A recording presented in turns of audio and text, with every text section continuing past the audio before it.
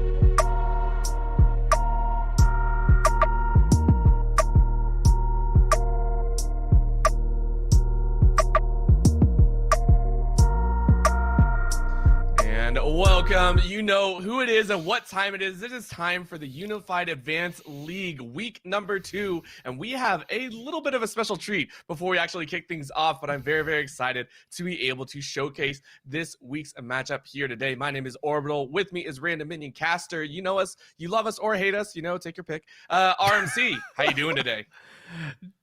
Doing good. Orbital, I don't know who you're talking about here. Nobody hates me. I mean, everybody loves minions, right? That's why you lost hit us and hunt us down to extinction on the Rift. But before we get into the games, Orbital, I'm psyched because I love Riot Music Company. It's not Riot Games, right? I mean, Riot Games, small indie company, but Riot, the music producer, they put out good stuff. And I think year after year, they've been churning out some really strong songs. Last year was Takeover. The year before, Phoenix, huge songs.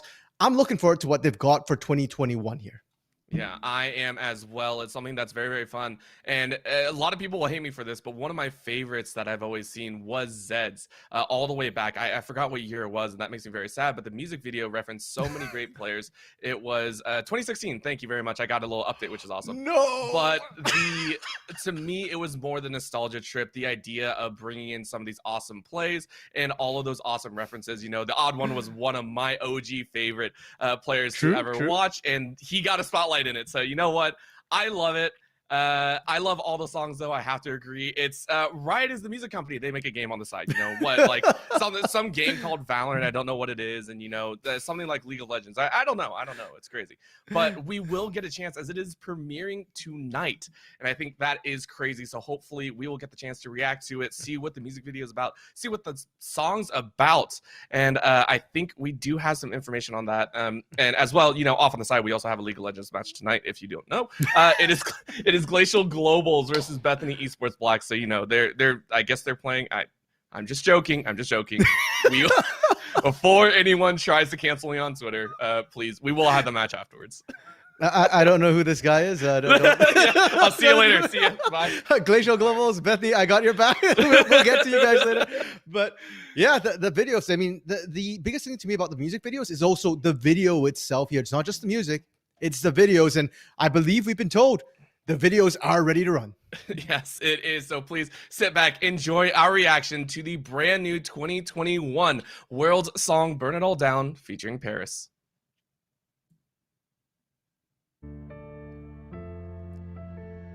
All right. This ain't where the legends come from. You know what a hero looks like. Pretty little flower. I just realized I might not recognize half the players right now. We know how much you actually know about League of Legends. Keep talking, keep laughing. One day you wish you had it. Other people on fire, fire. Maybe it's time they meet their dragon.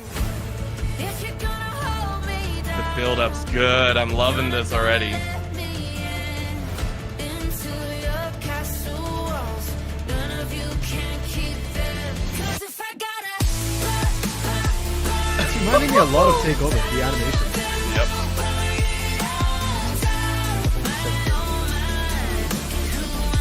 All right.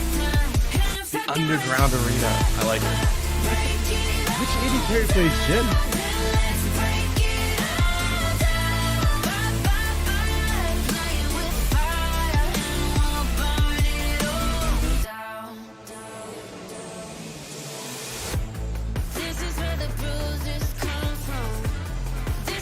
Oh, that must be Showmaker. Are you just trying to guess all the players? Yeah, I'm trying, but I'm not getting it. Cause I'm so hungry. Keep talking, keep laughing. One day you'll see what happens. Other people on fire. I'm not happy that Cinder's coming back. Listen, you can't hate on that. If you're gonna hold me down, you're not gonna let me in into your castle walls. None of you can keep them. 'Cause if I gotta burn it all down. The build-up is so good for this song.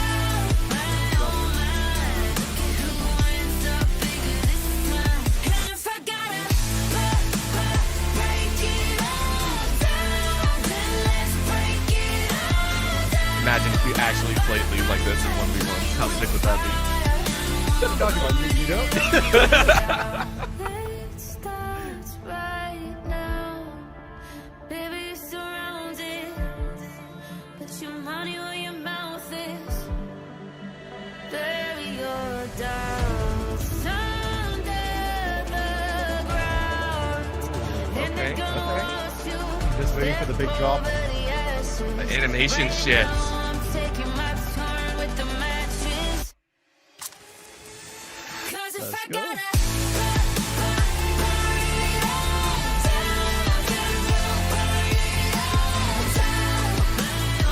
All right, that's one of the cooler transitions of animation styles.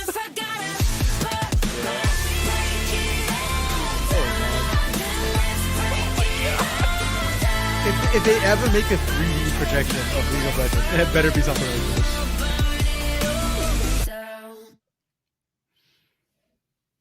All right. Okay. I like it. It may. Oh, I'm gonna get hate for this. It may not have the impact that some world songs before, but my gosh, was the animation freaking killer? Yeah, dude, like that is so watching the progression of animation as well has been so crazy. I mean, I think back to like 2014, 2015, like Warriors and Worlds Collide, they didn't even have like animation for it. It was just the music. Yeah. I was just waiting for the big like drop on that one. Didn't quite come, but still, it's still a really good song. And I could imagine myself like having that in the background while I'm playing League. Yeah.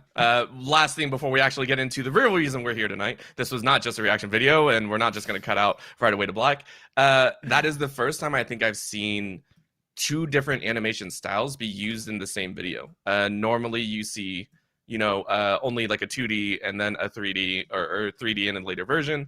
This is the first time I've seen a transition that use it very nicely. So I just want to point that out. That was a very nice touch. And I enjoy it from that perspective. Overall, though, I think we had a blast, and hopefully you had a blast also at home, wherever you're watching it, maybe at work if you're sneaking a little bit of a view. And we are now going to get into the reason why some of these songs are absolutely amazing. It's because of players that are, one, at the top and also aspiring to be at the top, and it starts with that competitive edge. So tonight we will have, like I said, week number 2 between currently 2 1-0 teams, both vying for that number 1 spot in their UAL division. Yeah, transitioning from that song, I'm not sure both teams are going to be equally happy about that world song, because we've got Bethany Esports Black looking to burn it all down. And on the other side, Glacial Global is looking to not get melted tonight here.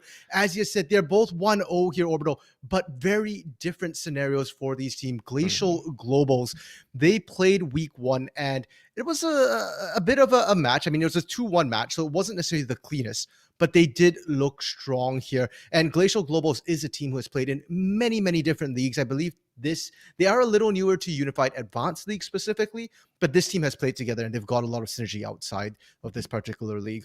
On the other hand, Bethany Esports, not a name unfamiliar to anybody who follows Unified. In fact, last split, this team played in the Unified Premier League. And even in this split, Bethany has 2 teams. There's Red in the UPL this split, and Black is the team we're watching tonight in the UAL. So they are another very, very strong contender, but this is actually going to be their first game in the UAL this split. They got a free bye last week, so we don't actually have that much information on how they're looking this season here.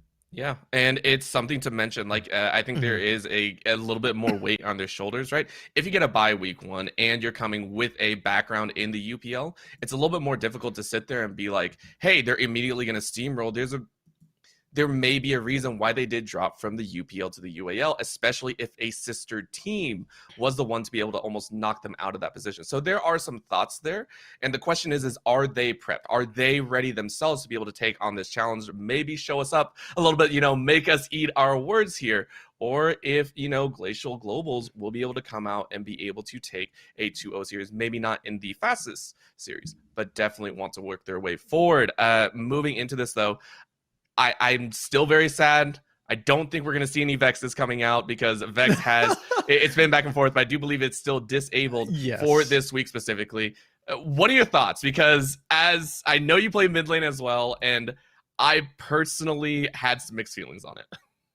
Yeah, I'd agree. I mean, the fact that Vex had to get hot nerfed within the same week that they were released, I think says a lot about how strong, how vexing that champion Oh is to no. Oh play no. against here. I do think they feel a good niche right now in trying to deal with that mobility creep that we're seeing a lot of.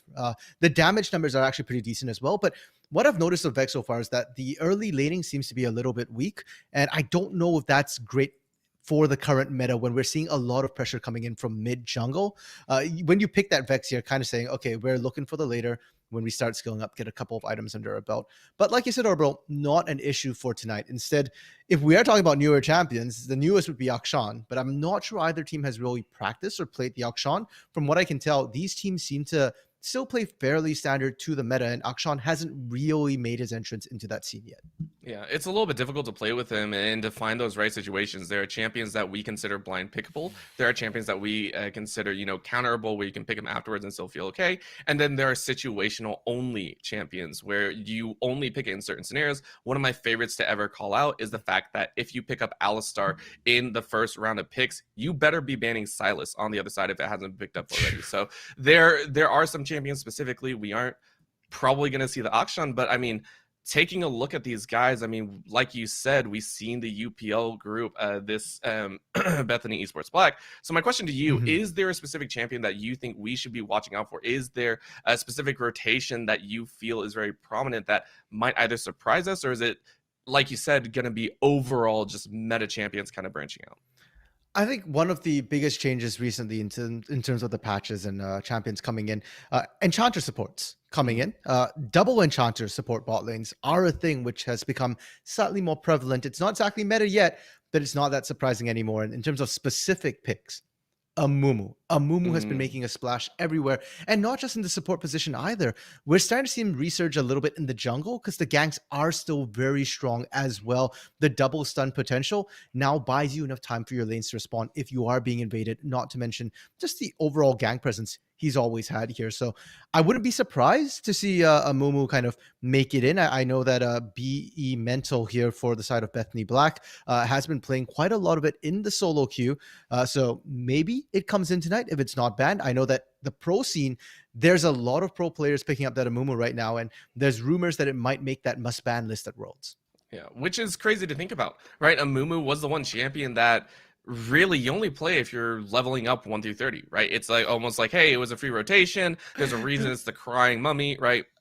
And to think it's coming back in a situation where one-dimensional champions aren't really exemplified or given any priority. When you're one-dimensional, it tends to be very easy to read, but because you're so one-dimensional, you bring so much impact when you can get in that direction. So thoughts on how to counter it now. If it does come up, if it's blind pick, if it's counter picked, whatever you want, what would you like to see against it? Because there is that Morgana. You were talking about enchanter supports, but I mean, Morgana's even kind of on the wayside right now in terms of picks and bans.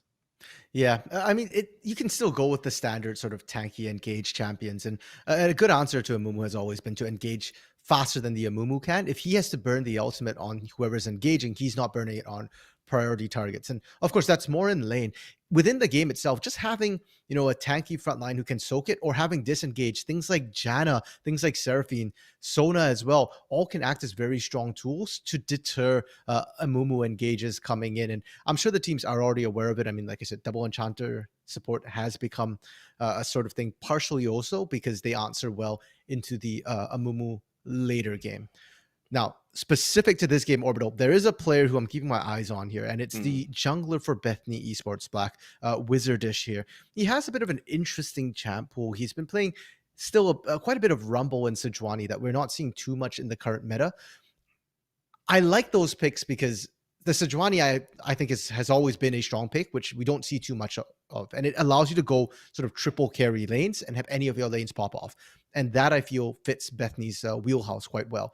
But the Rumble pick as well, I think Rumble, at least in my solo queue games, can absolutely still be a huge menace. And if you are going to pick an Amumu, Curse of the Sad Bullet Time was a big thing. But you combine that Curse of the Sad Mummy with the Equalizer from Rumble, and that is just as good. Amumu's passive does shred magic resistance, so having big ultimates like that is always nice to see. Yeah, bring back the old school wombo combos, right? You're CC'd up for about 3 seconds and then you're dead. You don't really get to say anything in it. You just kind of stand there. It's all in the macro at that point, right? And that is my personal favorite because my fingers can't keep up with mechanical outplay. Don't see me playing LeBlanc too often. It's a terrible, terrible idea. We are taking a look here, though. I believe Glacial Globals will be coming out on the blue side, if I am correct, and then Bethany Esports Black will be coming out on the red. So you just pointed out that jungle role may or may not be the kind of tilting point there, one to focus on if it's such a niche set of picks. So on that blue side, would you prefer to see the Rumble banned away? Would you prefer to see that champion taken off the table, or do you think Glacial Globals will be okay letting it through? Interestingly enough, Glacial Globals actually played Sejuani in game 1 last week as well. So I think, you can potentially pick that one. The Rumble's really up to them. If anything, if I do think there's a pick that might be sort of contested for first pick, it might be that Amumu pick coming through, right? Because we talked about how strong it is, and it doesn't take very much for supports to learn how to play it. If you know how to play Nautilus, if you know how to play Leona, Amumu's just right up there with them. It's very similar in how you want to play it here. So if anything, that would be it. But other than that, I mean, both teams seem to play fairly meta for the most part. And meta right now does seem to be, like Xin Zhao banned still, Lee Sin banned still. So perhaps we'll see some of that. And if we're looking at more pocket picks, well, Devil Unicorn is known for his Poppy.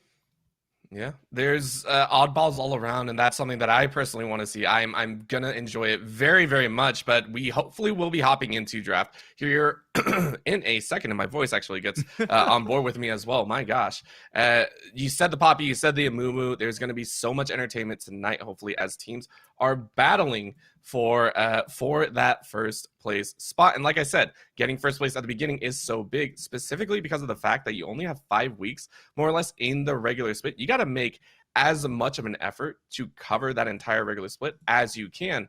Because if you lose one, I mean, you're already dropping down into that third and fourth spot, not where you really want to be.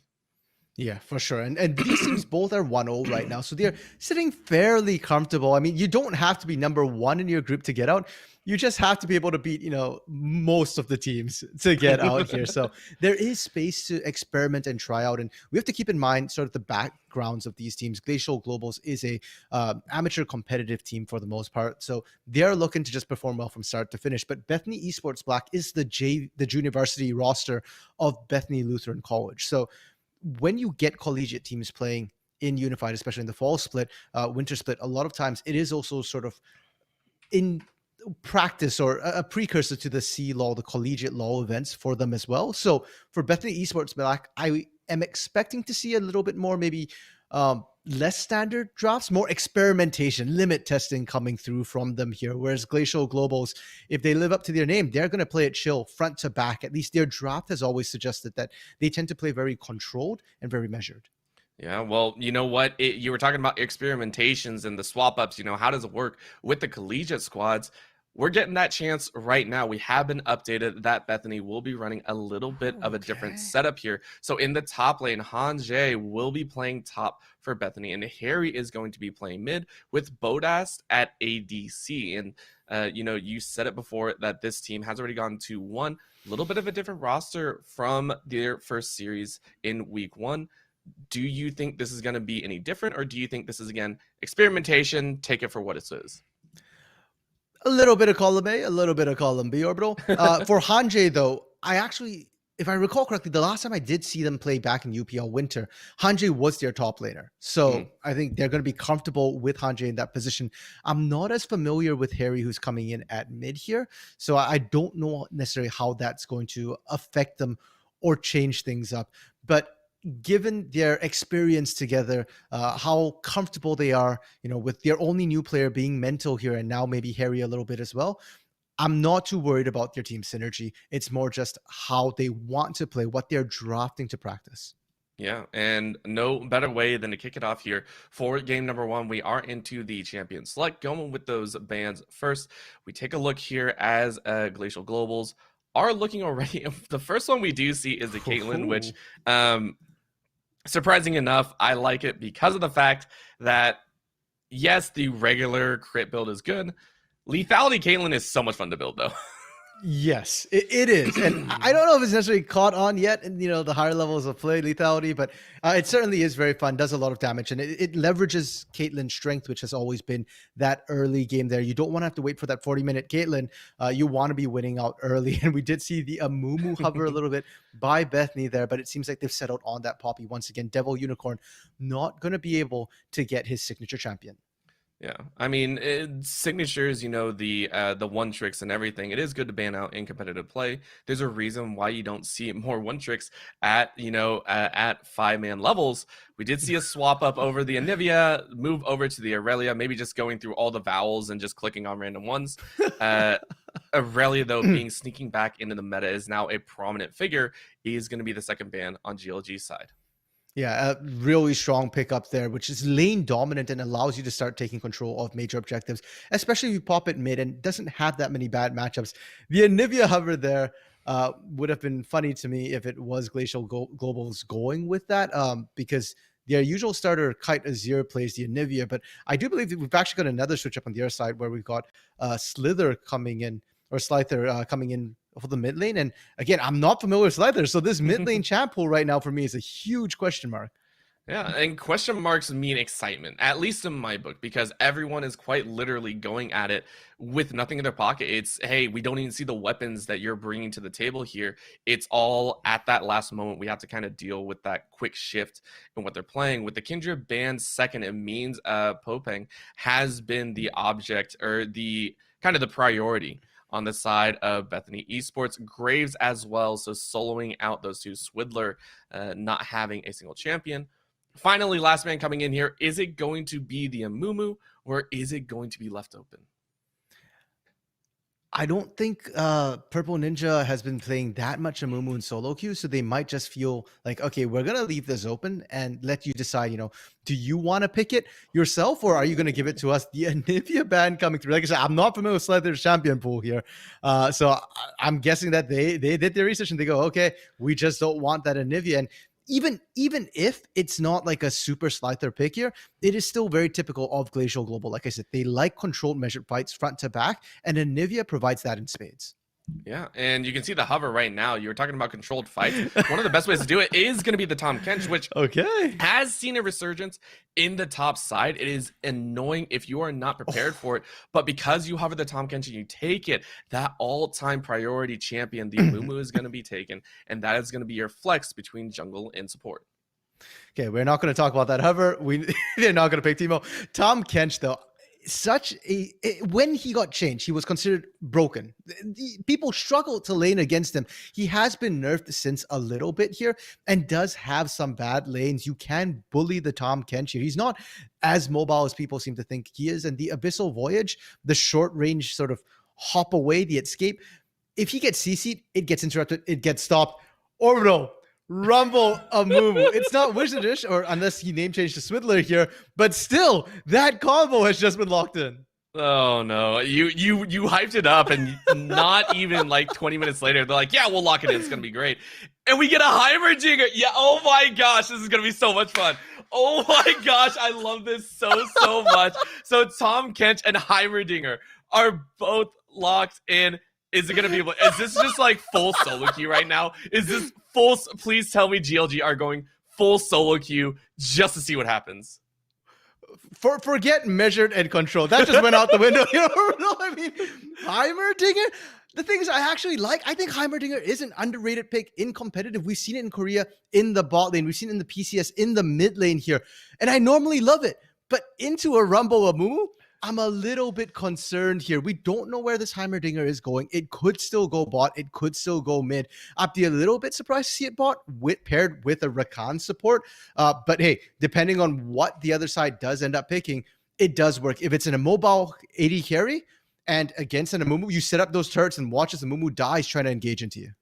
Yeah, it's so difficult, but at the same time, it's a great deterrent, right? You lay down that empowered turret, and all of a sudden, it's a crazy pick. Last, though, that Jace is being locked in, so there is a possibility that we now see the jungle support and the top lane for Bethany Esports, so they're going to start focusing a little bit into that jungle role once again. That is going to be a J4 and Shaco hover, which, surprisingly enough, some people do dislike Shaco, lo and behold.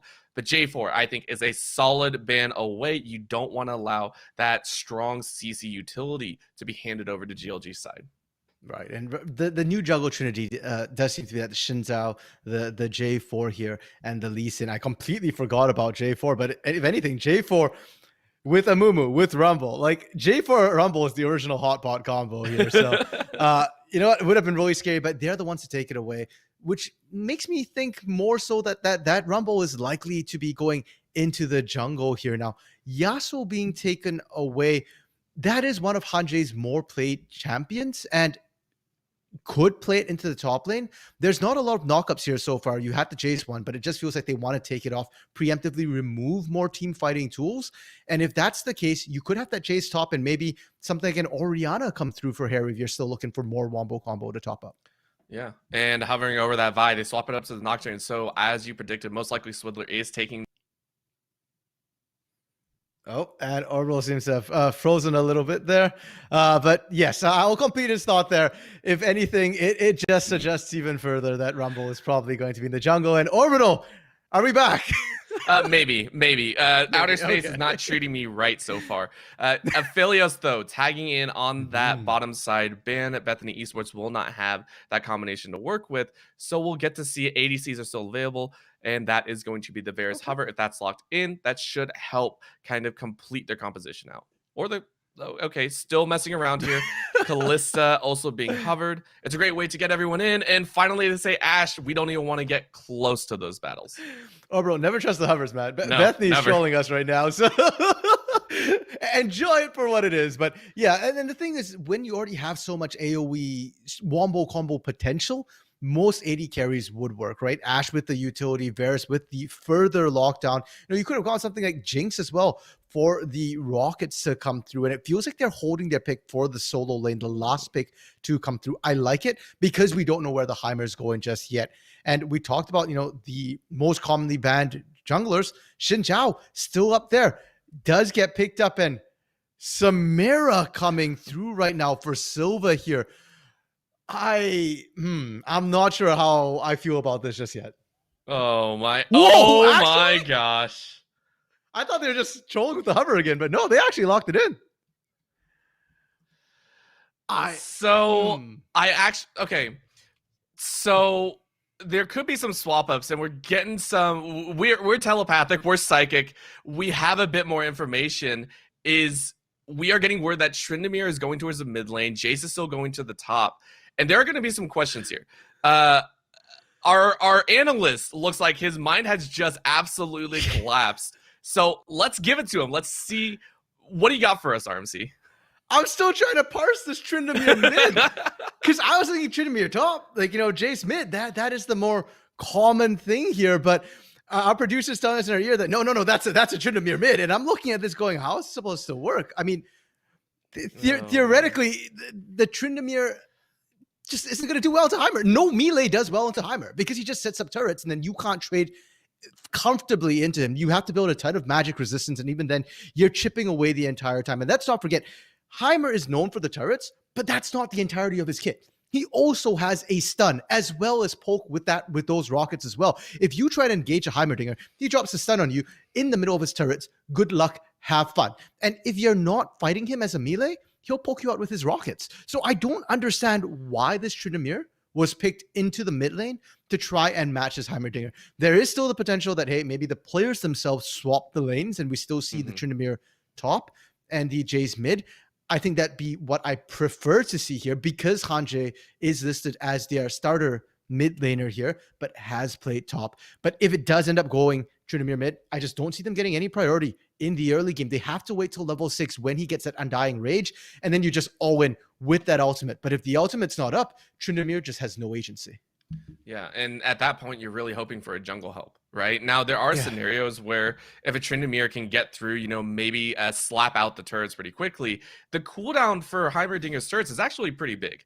It is one that if you can take him out early, it can be a little bit crazy, but only time will tell as we are into the game. We are in for game number 1 here between Glacial Globals and Bethany Esports. So let's go ahead and run down our players coming out here for this series. In the top lane for GLG, it will be Devil Unicorn.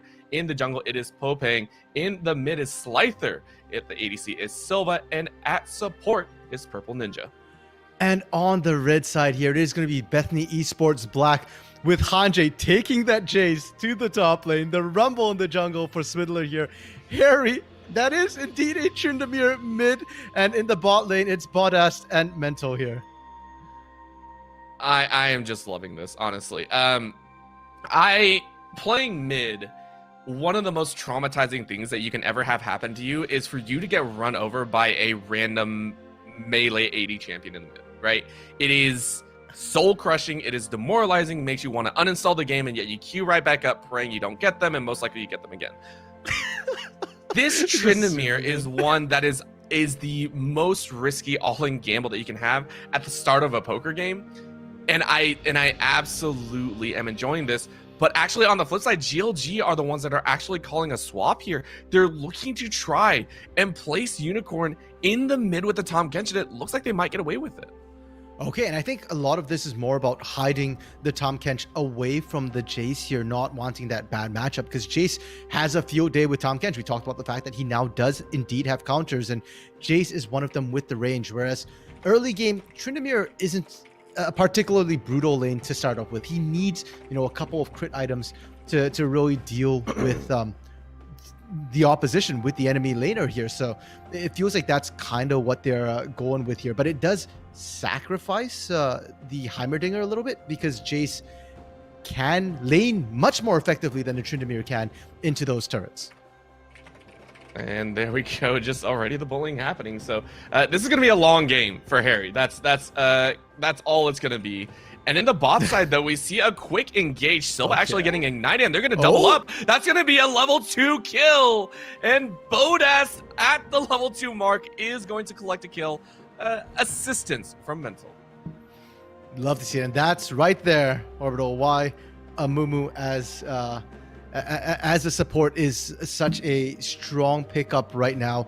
The ability to just re-engage, and let's not forget Ashe as well. Her volleys early on definitely hurt. I think Silva and Purple Ninja just underestimated the damage a little bit, but they can play it safe. They'll be fine when they hit 6 there. I don't want to say that they'll start winning the lane, but at least it'll help nullify any advantage really that first kill gives over.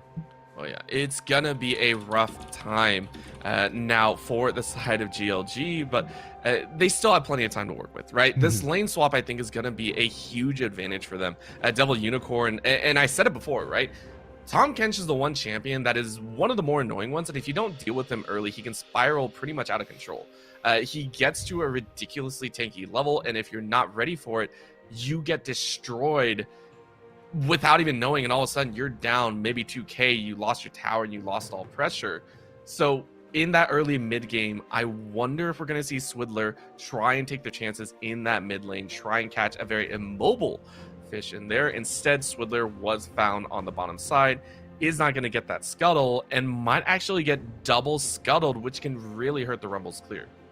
Yeah, and that's what happens when you put that Tryndamere mid. Harry can't respond. You can see the Devil Unicorn can just shove the wave in. And with the threat of the Abyssal Voyage, it's no longer an ultimate for Tahm Kench here. It's a basic ability.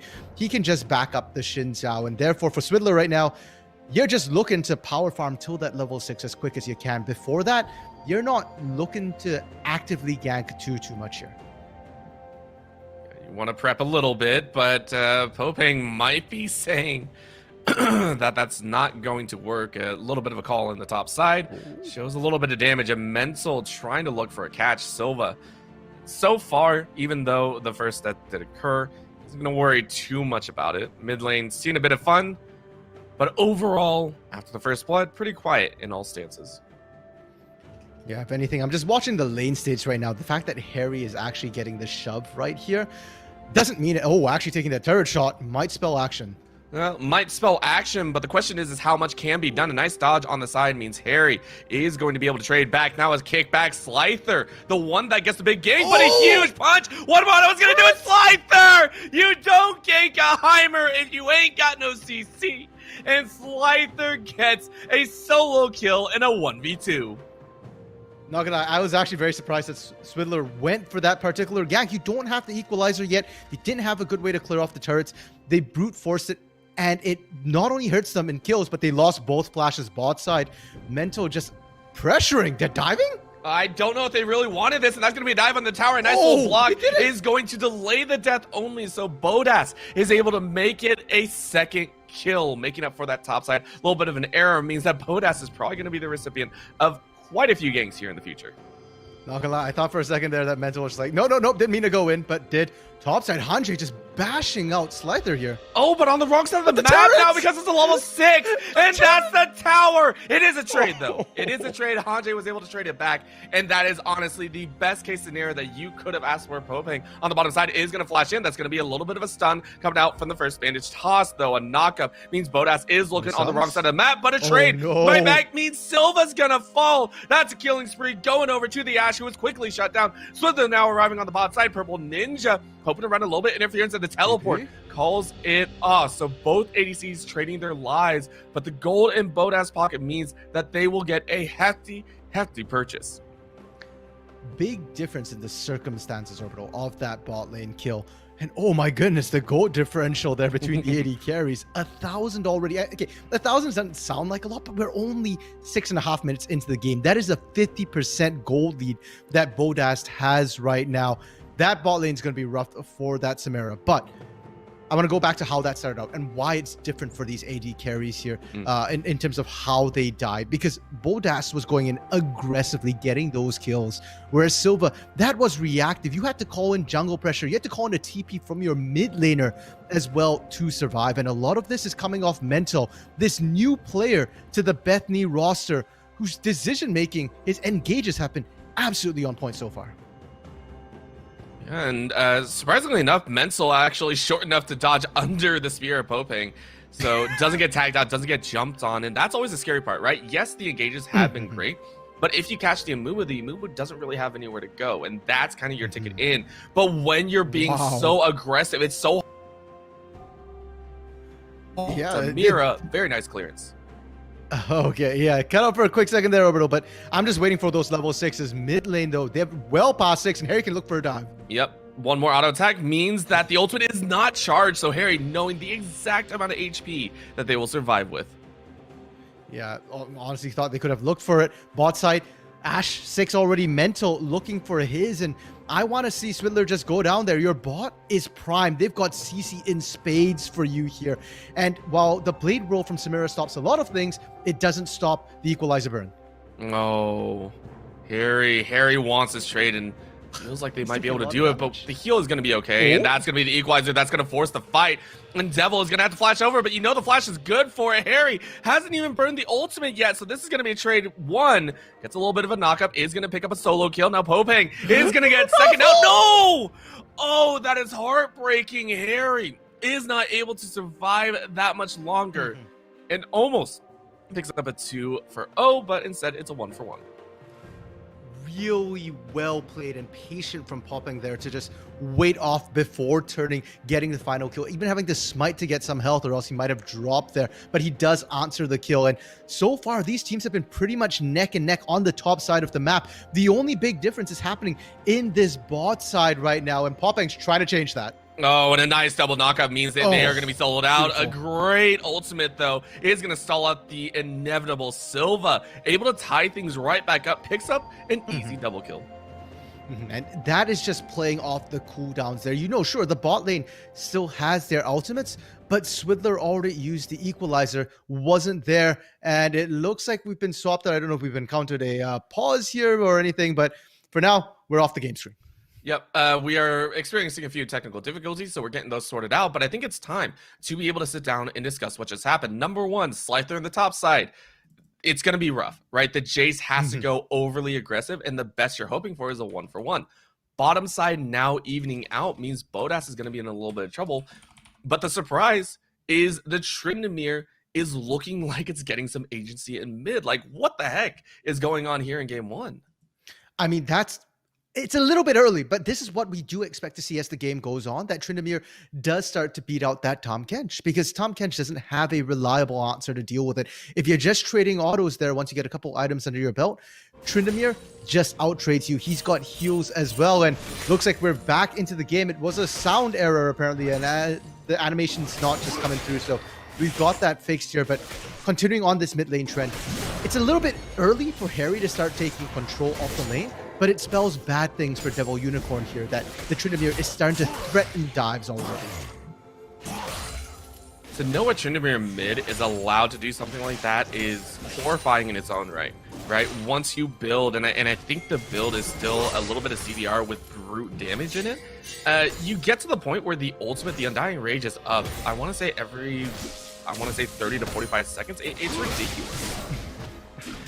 Yeah, I mean, usually crit chance built in as well, but yes, ability haste becomes extremely important to applying that pressure. And later on in the game, note that he's running Ghost, not Teleport, so his split push pressure will be a little bit risky, but Tryndamere can show up to fights as well. And the important thing for me for this Tryndamere is that you can dive the Heimer fairly safely with that ultimate.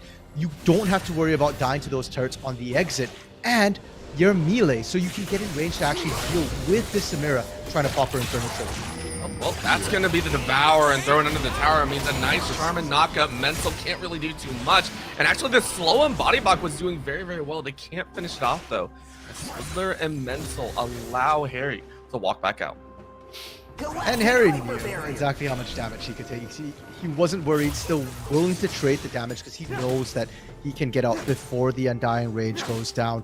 Now, you have to track that ultimate cooldown very closely because those are your windows of opportunity here to try and fight Harry, kill Harry, or maybe go for the objectives. Dragon Ocean Drake is up and available, and with Tryndamere not having that ultimate, he's not going to be strong enough. Andre, though, knowing great, actually gets the last auto attack Again? on a minion, though.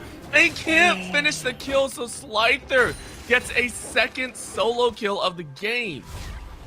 That's the second time we've seen Hanjay being the aggressor here, going, okay, I think I can get the kill, and then just barely not being able to do it. And I'm a little worried because it happened once, but this time he did it a second time, and Slyther doesn't even have his Mythic yet. So once he does pick up the Mythic, it's only going to get harder for Hanjay here. I think that's probably going to be the Ludens that gets picked up potentially here, or maybe the Everfrost, but probably some sort of CC to stop that Jace from really getting up in your face and getting locked down in the middle of your turret. Shining point for Hanjay. He knows when to initiate. That initiation was actually good if the ultimate wasn't available, right? For Slyther, specifically because the towers are kind of split out. So that's something that we want to keep our eyes on. Is the prep good? And is the non-prep on the other side even better? So who is going to win those out? We were talking and the Dragon went down to GLG, so they're already starting to stack. We will see that Cloud coming out here. So it might be another global objective that teams want to fight over. And it looks for now they're fighting over the bot lane potentially here. Swindler looking there. Equalizer up, Curse of the Sad Mummy, and Enchanted Crystal Arrow. So all the initiative here on the side of Bethany, while top side, Slyther's just taken over completely. Yeah, well, where they're not is on the bot side. A nice slash out, though, after Crescent Guard means Popeg is going to survive. Now a latch onto the backside, though, as Mental's giving it a best shot. But that is going to be a huge wrap up. The CC is good, allowing Bethany Esports to collapse down on the bottom side with a teleport in. That is the death of Tahm Kench. And Bethany Esports cleaned it up handedly with 3 kills for nothing. They called in the teleport from Hanjay though as well, and Dragon already off the board means that at best maybe they get Herald, but they have to start sprinting over instead. Looks like they're gonna try and respond to this Heimerdinger who didn't TP down, just kept on pushing here, and is going to continue going into a bigger split push threat than either Jace or Tryndamere at this rate. Yeah, this is going to get a little bit out of control, but those kills on the bot side really helped Hanjay out, right? That is going to secure about a 200 gold lead over, as well as a CS differential. Bottom side, though, now Slyther's turn to pick up a few more. Flash out straight into the waiting arms of a very angry Yordle. Mental is going to run the opposite direction. I don't think they're going to get more than one. That's all they really could ask for, though, as the Herald started up by Swindler. It's a good gank, cross map teleport, but my question is why? There's no need to force it. You didn't have Herald to try and force the bot lane turret either, and now you just gave free Herald over to Bethany for what feels like no reason when you had that winning top side. And not only that, but Slicer is going to fall behind a little bit as well. Hanche actually up in farm despite being down in kills right now, and that's just going to be further behind the levels as well, allowing Hanche to catch back. Evil, mid lane, is going to try and walk his way out, and after no CC comes through, he's allowed to pop under that turret. And honestly, I think that's going to be kind of the name of the game. How quickly can Swiddler and Harry run down a Tom Kench? Because they have no CC, right? No chance to really break that getaway. Okay, they're dropping Herald here. Plates are already down at this point. We're 15 minutes in, but they're looking for first turret. And Popang has to be careful. He doesn't get out there. Yeah, but he gets a great jump on. Popang is now going to take the chance. A very nice red carpet is used, and they're going to jump in. That's going to be Silva trying to look for a little bit more, but Harry in the back line is finally going to fall after being spit out. That's going to be 2 clean kills. They do lose the tower, but GLG, I think, are going to be okay with that trade.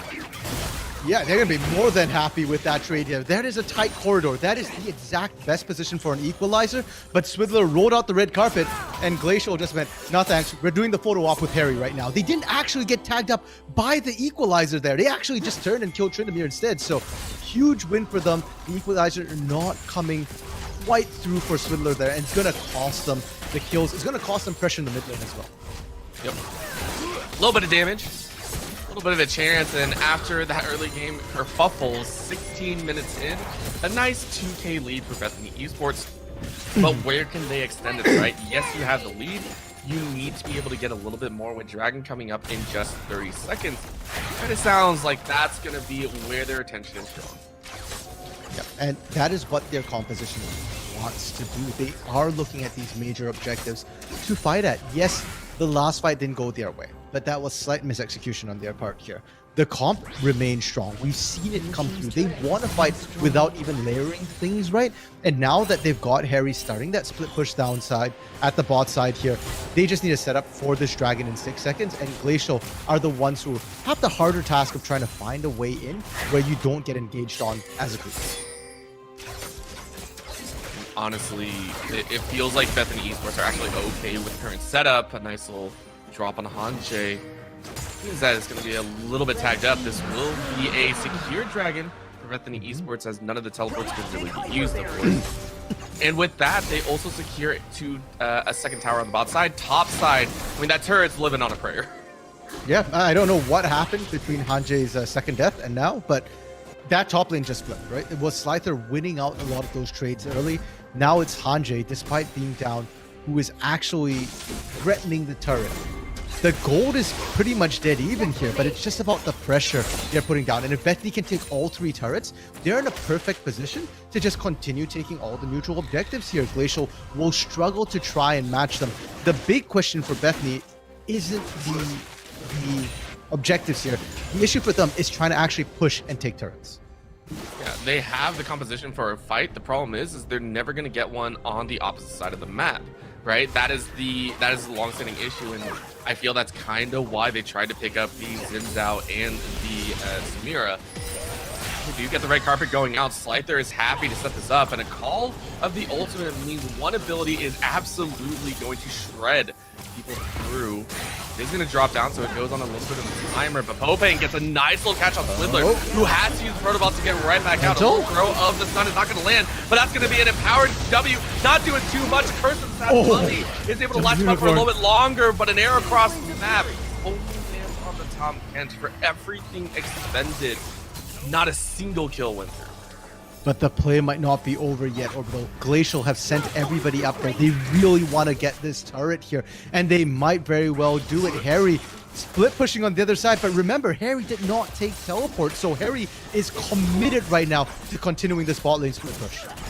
And I think they're happy with it, because Voda's doing the same thing. Ooh. It's starting to become more and more apparent that Bethany Esports are on the better end of these trades. GLG stack top, cool. We'll send our fast tower taking members to go ahead and break base even more. 3 towers now, 1 more on the bot side, 4 towers to 0 at 19 minutes. for Bethany. I don't know who's making the calls for Bethany's squad tonight, but it's on point. They are making the right calls here. They are making sure that, okay, sure, Glacial, you got the good counter gank to the top lane. You sent your people up, but we're going to win the macro game. And Glacial didn't even get the top lane turret at the end of the day. It's Hanji Magic to answer once again. Mental might have been caught out. And burning a flash and the equalizer again. It feels like you said making the calls. I don't even think it's the calls. It's just knowledge of why you're doing it, right? Bethany Esports, they don't want to team fight. The most that they do is just cause distractions, giving time for Harry to make their way in, for Bodas to go get a split push down. They're going to slowly chip away at every single turret and tower that GLG have until pretty much all they're going to have left is the Nexus. Exactly. We have the blueprint for Bethany, and it is going to rely on this Tryndamere mid who really wasn't punished to split push to draw pressure to the turrets. But again, I cannot emphasize this enough. He does not have teleport, and now Glacial are the ones who have to make a decision. Do we commit multiple members to try and stop this Tryndamere and give up objectives, lose out on the 4-man fight? Or do we commit 5v4, try and kill everybody else, kill this Amumu, Ashe, Rumble, Big Wombo composition, and then try and answer Harry here? Either way, the worst possible decision is to not do anything. Oh, that happened. Not do anything, or just bushwhacking it. I love the fact that Slicer's just like, I gotta kill. Great job though to be able to pick that one off. They've been trying to do that on Mental the entire time and punish kind of the roaming Amumu. They finally get one this late in the game. I'm just still shocked that you chunked all the way through an Amumu. I mean, this is tank Amumu. I guess it's support Amumu, so it's a little bit squishier.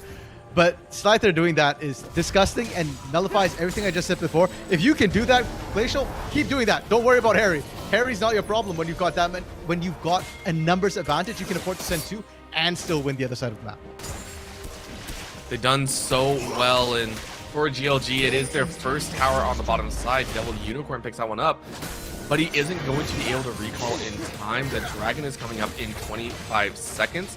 That one will be Mountain, not the most efficient, but it does help some of those tanks get a little bit tankier.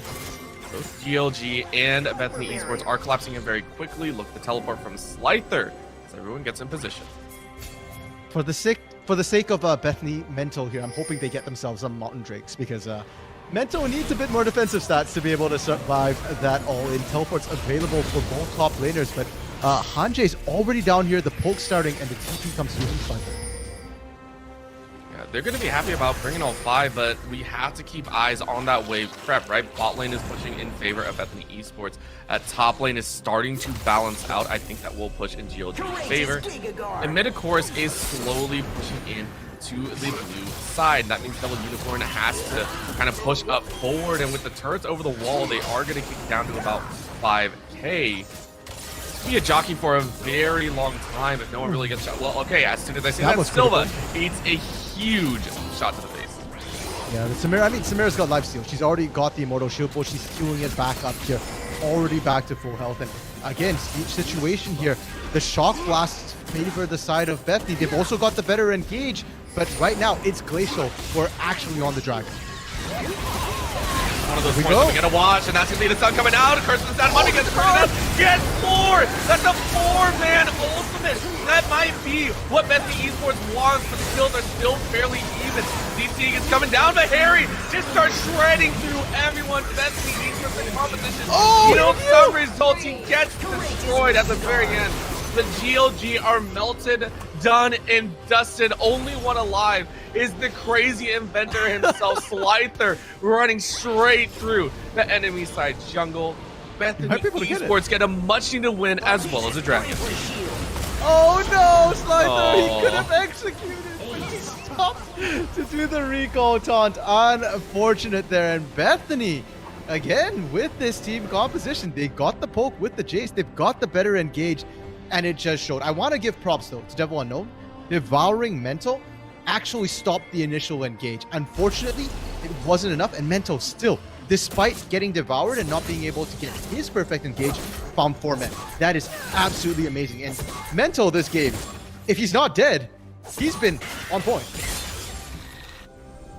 You said it at the beginning, and it's very obvious now, right? GLG had a chance to take the Amumu, they didn't, and it's coming back to bite them in a horrendous way, right? That AoE, the Curse of the Sad Mummy, is quite literally taking up most of that dragon area, right? Every time it ults, if you're standing anywhere close to a wall, anywhere close to the Amumu, you're stuck, and it worked for them. So, in this Baron side, the question is will Bethany Esports be able to do it again? How are GLG going to respond when they're currently pretty dang close to about a 6k disadvantage? Baron's a whole different beast. It's a lot tankier and takes a lot more time, but Hanjay here matching up against the Tahm Kench.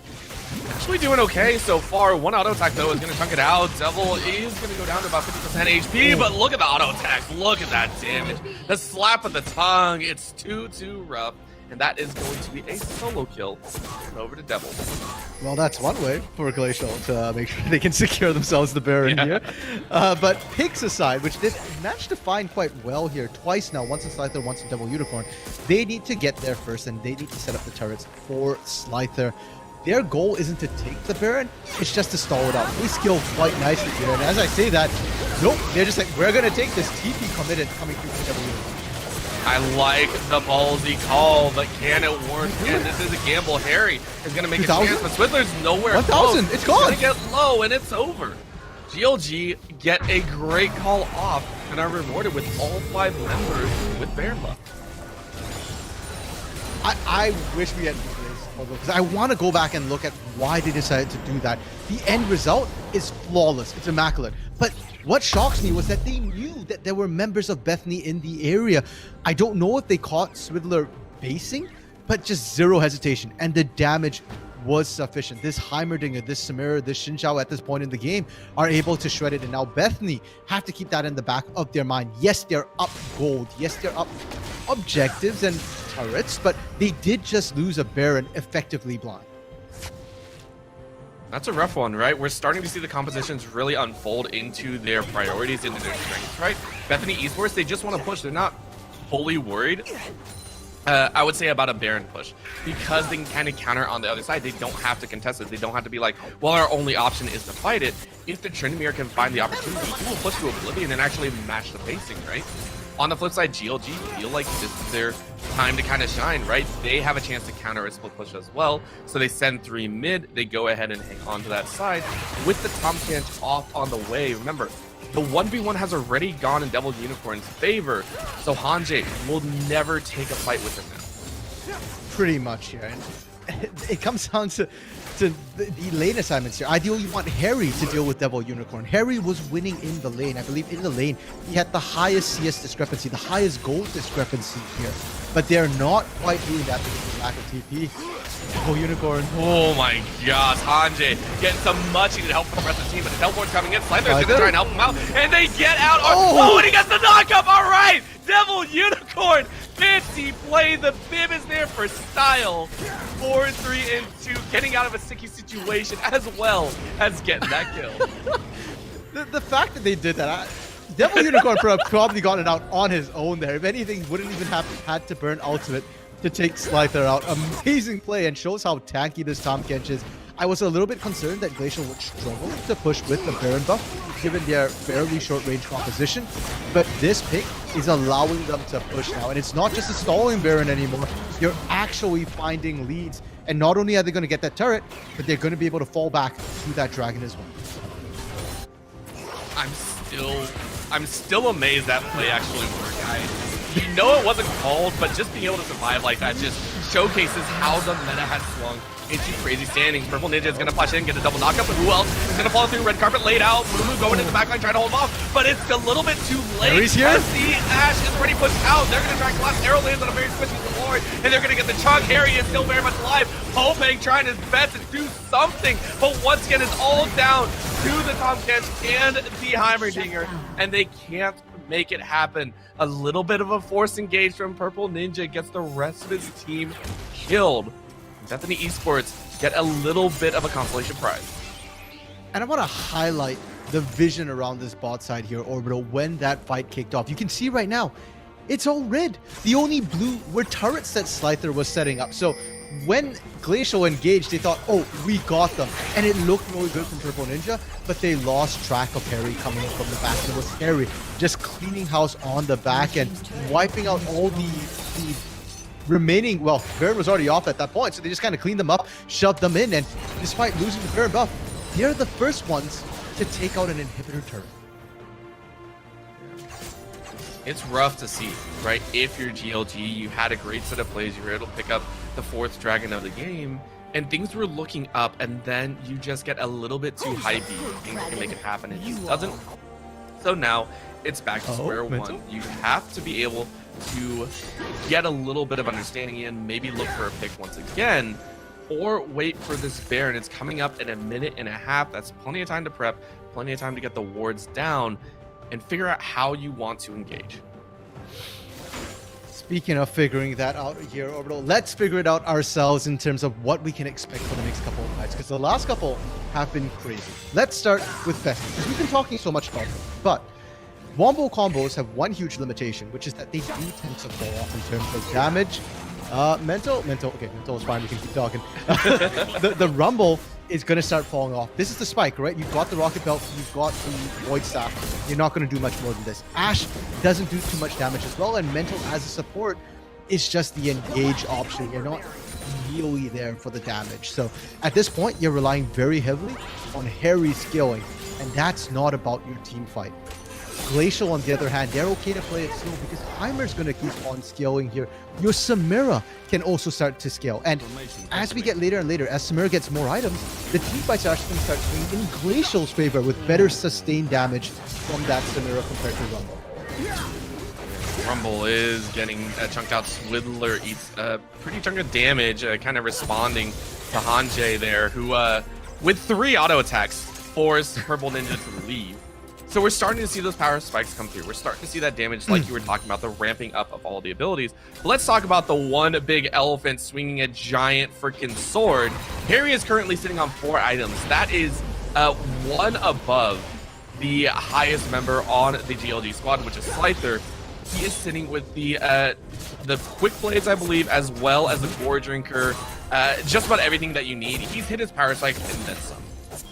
Yeah, Saruda's grudge as well to make sure he can chase down the target with yelling at them isn't bad enough. And even if you find the pick, I'm not sure it's good enough CP coming through. Well, that one is good. Oh, yep. The big CC ability is down in Bodas with no flash or heal. Feels like they have to spend the Crystal Arrow, and that's going to save the life, but also open up a huge chance at a Baron. This time, though, it is close. Yeah, it's going to go. Yeah, it's going to go really, really close. 5K, sorry, I can't count. 4K down, and they're going to try and stick on it. Devil Unicorn is going to run interference. They're going to try and bench the Kench for the time being. Equalizer goes down. It's taken. GLG now has to get away with all 5 alive, and definitely going to do it because that turret freaking hurts.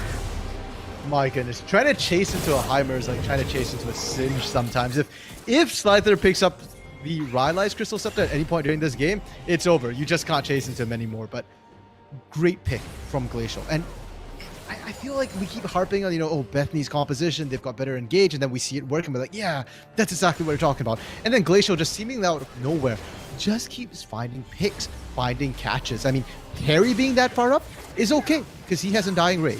But Mental being that far up, not okay. He's not tanky enough, and Mental might get caught again. Yeah, has to hook away, and thankfully the Scuttle was on the bot side. With this dragon coming up, that's also a huge grab for the side of Bethany Esports, who so far have been on the slower end to get to these objectives. For the first time, they'll have a little undivided attention. That's going to be arrow going out, though. Slyther is able to pop that very, very quick Zanya's, but that's going to be the 4-man ulti. Everyone has to get away. Down goes Mental, though. He is dead. And for all their work that they did, they still lose their support, and Slyther is still alive. And they lose the turret as well there. Dragon coming up. Glacial, they're down gold, but if we couldn't see it on the scoreboard, we'd never know it because they're firing back on equal ground, and it's really coming down to seemingly who gets the engage first. Mental's Curse of the Sad Mummy have been defensive the last couple of times. We've not seen the aggressive ones, which have been setting up Swiddler on this Rumble to really pop off. Instead, it's been Devil Unicorn, Purple Ninja aggressively going in. And as much as we sang the praises for Mental in the early game, now we've got to sing it for Purple Ninja, because this Rakan knows no fear. He's going in, 1v2, 1v3 sometimes to try and find these perfect catches, these perfect setups. And I think the key difference is he can do that and still get away pretty safely, right? If he goes in, gets the knockup, he can still jump back out. He's not sacrificing his life. It's not a one-way trip. So mistakes and mess ups are not going to be that demoralizing, that mental to their composition. Whereas Mental, he has to go in. He has to choose to use that ultimate. It's up again. He has that second chance with 4 members posturing in the mid lane. This might be the chance, but against a Baron and a Cannon, you don't want to take that chance. So just kind of letting those towers get counted back in favor of GLG. They've actually dropped it within 1. At one point, it was 5 towers to, I think, 1. That is absolutely insane. Yeah, and they've managed to claw it back now. Harry, recognizing Baron's about to wear off, has started showing himself topside, trying to push very hard, but they might have cost them the inhibitor turrets. Oh, that's aggressive. Great engage. Beautiful play from Mental to force that fight, and the force is good. A near perfect ace coming out, only because Tahm Kench wasn't there. Bethany Esports are suddenly right back in this game. Andre even flashing to try and get down the lane a little faster here. They're looking to potentially end. Death time is 30 seconds for Purple Ninja here. Only Devil Unicorn up, and Tahm Kench does a lot of things, but Wave Clear is not one of them. Inhibitor being taken down right now. It's a bit of a race. I don't know if they can end it here. Well, they can definitely try and chunk it. They have a lot of great auto attackers, but they stun him. Devil Unicorn is stunned up. He has to sacrifice, and I think that's game. 10 seconds left on Purple Ninja, who we all know is not going to be able to do anything. They shred through the last 2 towers, and it is over. A single flash ulti from Mental, the Amumu, to save the game. Bethany Esports go ahead and take game number 1. I feel like I'm having a fever dream, Orbital, watching that game right now. Just the way the back and forth swings. And we didn't get to talk too much about that last fight because it went from 0 to 100. Mental just catches, they kill 4, they push the end. But Mental found the catch, and more importantly, he found it onto Slyther there. That Heimerdinger, which had been so far stifling a lot of the engages. We talked about the turrets, but really it was the stun that kept messing them up in those big team fights. The moment Heimer was down, it felt like the gates were open, and Bethany just absolutely ran them over. Was it the cleanest game? No. Was it an exciting game? Yes. Does it fill me with a lot of fear for game 2? Definitely. We'll see if those fears are correct or if we're just going to see some craziness, because again, a lot of stuff got let through. There were a lot of champions that we had a lot of question marks on. Some panned out well, some of them didn't, but we know game 2 is going to be just as spicy. Please don't go anywhere. We'll be right back with game number 2 between Glacial Globals and Bethany Esports.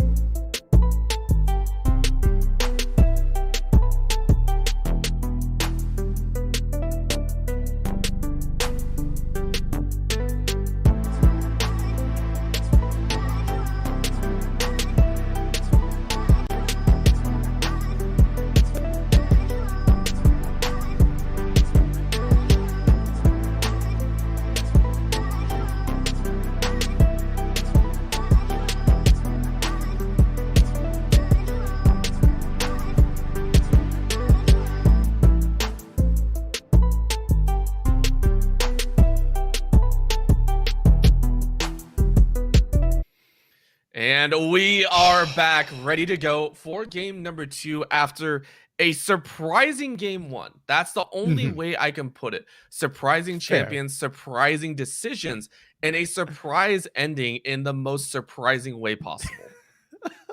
That is a very apt description there, Orbital. And going into game 2, I'm really not sure what to expect. And I think for the draft, at least, I'm just going to take a backseat and let it happen to see what's going on. Because that R5 Tryndamere band still still puzzles me. And the lane assignments still puzzle me. I'm not sure why Tahm Kench into the Tryndamere and why Heimer into the Jace. It felt like the other way around would just have been better lane assignments for the most part here. And then you actually get to shut down the Tryndamere a little bit. That's it. That wasn't the problem. It really wasn't. The game ended on a massive swing, a catch coming through from Mental. And these two supports, Purple Ninja, who is a substitute, by the way. He's not even their starting support. The starting support is Sly Lego, who had some things going on IRL and so couldn't make these games, might not be able to make some of the other games this season. Purple Ninja stepped in, and he's been massive. The Rakan engages was what sold it, catching out Mental, catching out Swidler as well multiple times. That was what made them get the lead. And then on the other hand, Mental got caught, but Mental also caught. And when he got the catches himself, when he got the picks, those were big team fights. And most crucially, that one on the turret at the end, it was just so beautiful. And you can forget everything bad when he does that at the end of the game. Yeah, it's the whole reason that Amumu has seen such a rise. And we're going back almost, I want to say, if you played in season 2 and 3, you are reminiscent of this. This is the point and click CC, the CC that you hated, that had no windup, that absolutely obliterated you and you didn't get to play the game.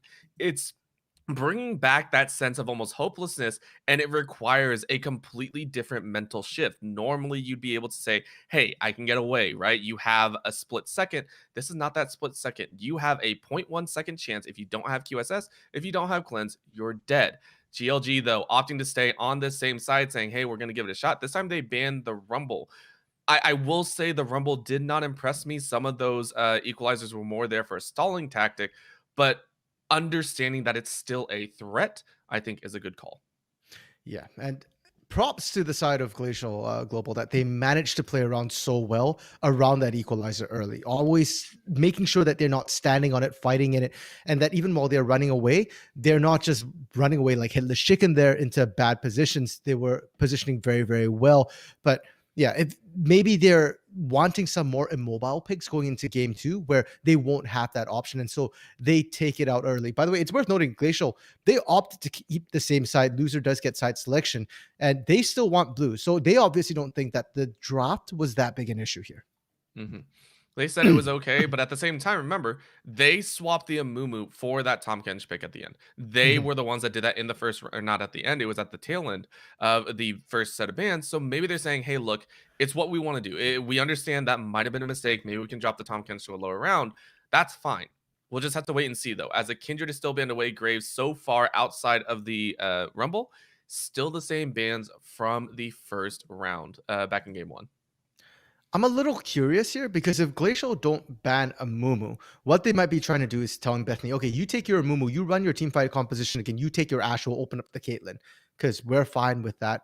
We'll ban the Rumble instead. And we think we can still take you. We think it's really that equalizer and your Amumu is not that big a threat. Because again, with the way game 1 went, I don't think it's a drop issue. I think it came down to just execution people getting caught out. But, fair. This is fair. I mean, it got picked in the second round, but while Tryndamere might not be the biggest problem, it certainly was very difficult for them to deal with. And I suspect part of their draft got, or the lane swap partially came around because of that Tryndamere pick.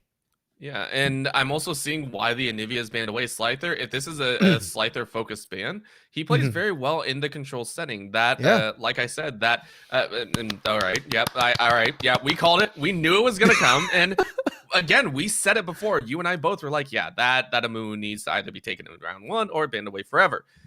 At this point, Bethany's kind of like, well, crap, that was one of our main signatures, and now 3 of the 5 that we took in game 1 is now gone. They basically have to come up with a whole new scenario, and this is the way, says Juani being hovered RMC. Are you a prophet or are you a prophet? I am unfortunately not a prophet. I believe that particular title has been given to Dia for now because he managed to predict TLA losing multiple times to 100, but in the Proving Grounds. But Sejuani, I like this answer, right? We're talking about a Mumu. Sejuani was sort of a Mumu 2.0 when she first came out in the jungle. She did everything a Mumu did, slightly better, slightly faster, slightly tankier. So this pickup here, it feels like an answer. Okay, you took the Amumu, we've still got the Sejuani. Not to mention Rumble was taken away from the jungle. So it's not like Swidler right now has that Rumble to fall back onto and somebody else needs to take the Sejuani. That's it. Sejuani can still be flex top. I don't think Hanji plays it top. But you know what? Like, I'm just going to leave that option open for now. And the Silas pickup, oh, that's scary now because now you've got a Mumu 1.0 and a Mumu 2.0. Yeah, this is again going back to that scenario of how do you counterpick and how do you deal with this. Again, anytime you pick up ultimates like this that can have such a key play, you are going to have to predict the Silas, and Bethany Esports knew that they need to grab that early. So I really, really like that. Going with that Heimerdinger again, though, with Tryndamere off the table and the Jace still available, it might be forcing that scenario. However, jungle, saying that might be a little bit of swap up. Lee Sin was there. I also like this Lilia. Put everyone to sleep. Just say we're done with it. Great lock-in. I think that will have a huge impact. Yeah, the chaining, the combination with the Amumu as well, so strong. And more importantly, it also buys time for your Heimerdinger to start setting up for that team fight as well. By the time you wake up, by the time you can move, you're sitting in the middle of a forest of turrets, and then you've got problems. But oh boy, not only did they open up the Caitlyn, the other thing that made it off the ban bench was Irelia for Bethany here, and they're going to pick it up. So the solo lane's already locked in. Irelia and Silas here, and both of these picks are fairly lane dominant. Both of them do pretty well into the Heimerdinger. Yeah, it's surprising to think about, right? We were just talking about melees having a little bit of a rough time. It's melees that are immobile that you're worried about. It's not melees that can quite literally hop around. And those turrets are great setups for an Irelia if you put the Irelia mid. So we'll see where it plays, where they want to go. But rightly so, Bethany Esports go ahead and ban away that Samira. I think that was a great P5 for GLG and knocked out a lot of their engaged tools. So just don't let them have it. On the flip side, possibly a Rakan hover. It looks like they're still targeting that support role, though. Yeah, considering that it was Purple Ninja piloting that Rakan, would be a little bit surprised to see it, come through this. Well, then again, I guess there was the Amumu, right? And they obviously thought the Rakan was the answer to the Amumu. Bethany, on the other hand here, you're trying to remove the team fight supports that pair well with this Amumu here. And Samira did well enough with the Rakan. Imagine her pair now with the Amumu, with the Lilia to absolutely run through. And Vayne being taken out as well. That's a bit of an interesting one. She has come back a little bit, and she doesn't do too hot into things like the Irelia, or even the Silas is a little bit risky. But what she does do is she shreds through Sejuani. She shreds through the tanks, and if you've got the Heimer to back you up as well, the turrets count as terrain. You can actually knock people into the turrets, and it will stun them. That is your RMC random fact of the day. I did not know that either, and I've been playing for like 7 or 8 years. So I've learned something new. I don't know if I'll be able to replicate it. It is banned away, though. Caitlyn following as well. So the ADC is still being hemorrhaged and kind of locked down here. Varus is still available. The Ashe is still available. There were plenty to be able to utilize. We'll see if Bethany Esports want to go for that Ashe again. It'd be a great engage, and it worked in game 1. So let's go ahead and throw it into game 2 potentially. They say they want the Misfortune. And this is an ADC that has started making the rounds when you're dropping in, I think, into the A tier scenarios.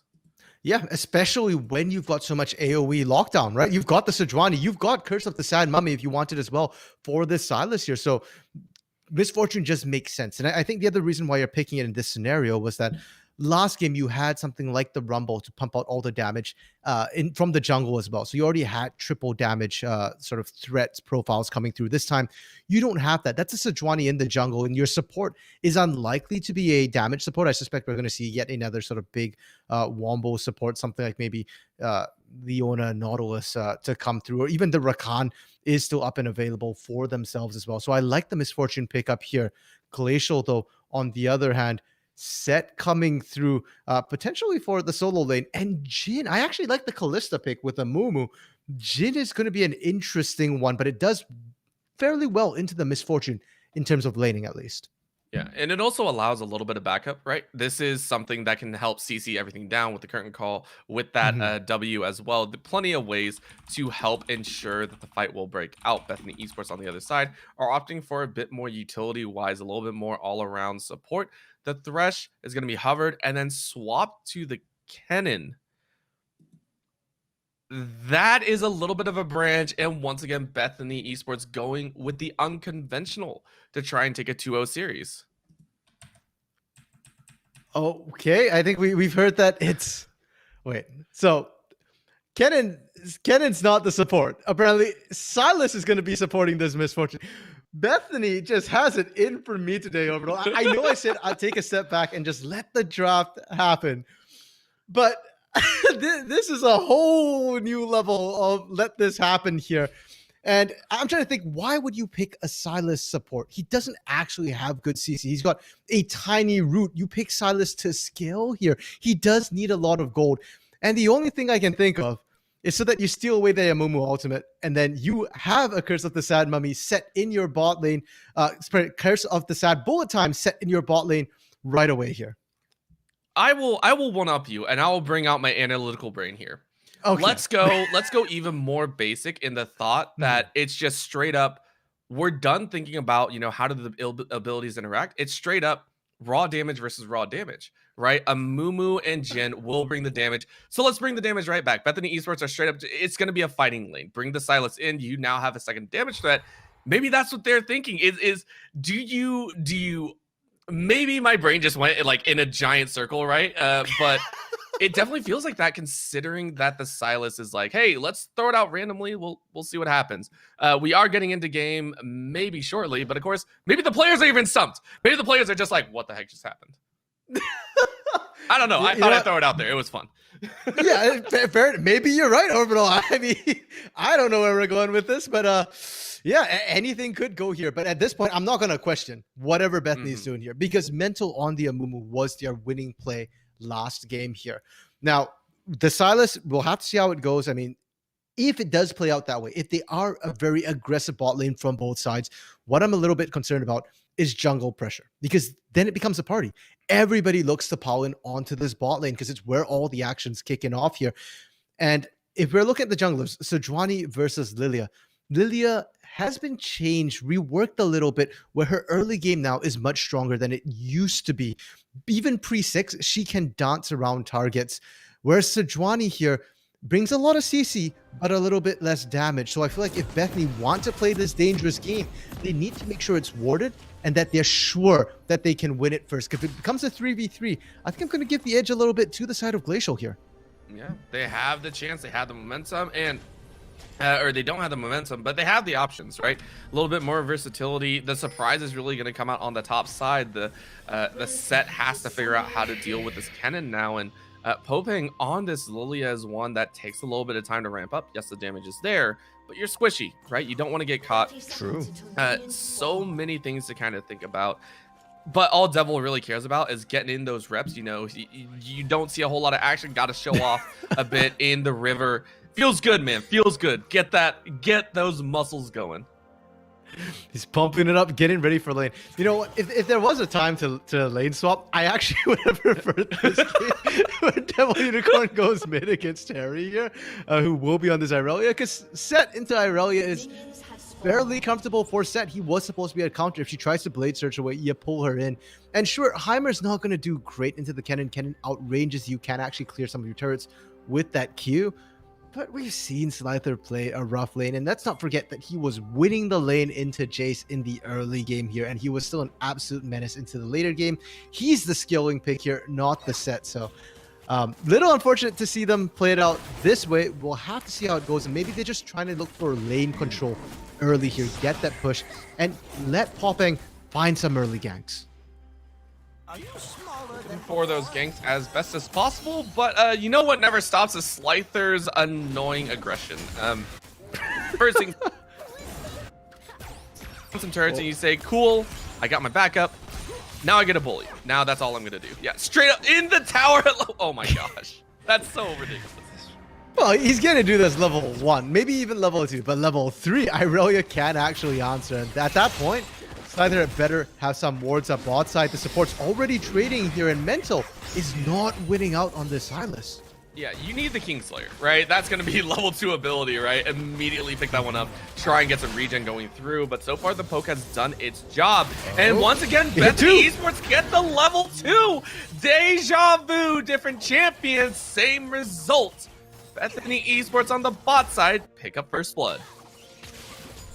Oh, bro, you're making me look bad here as a prophet, man. Predicting the Kingslayer, and they're going to keep going. Silva is in a little bit of trouble. Popping has to come down and help.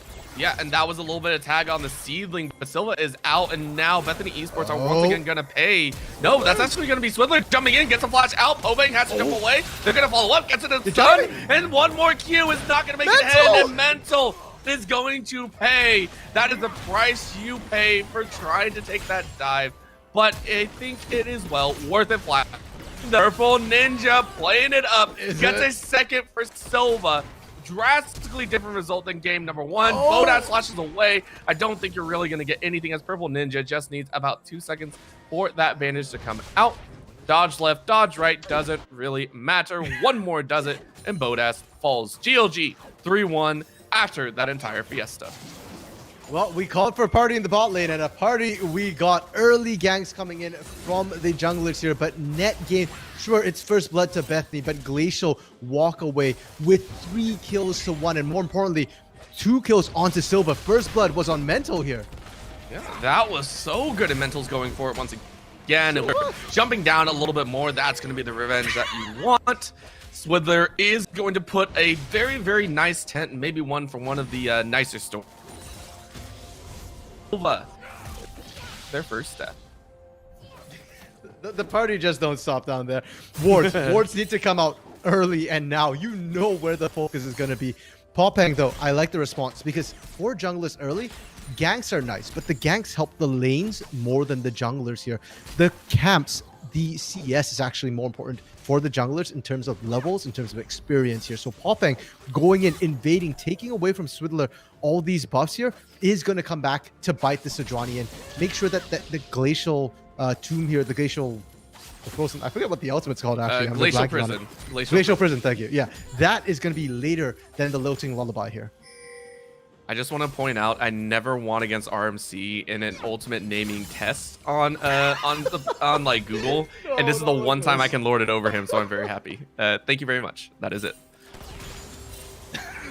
We're doing one right after this. I'm just blanking right now.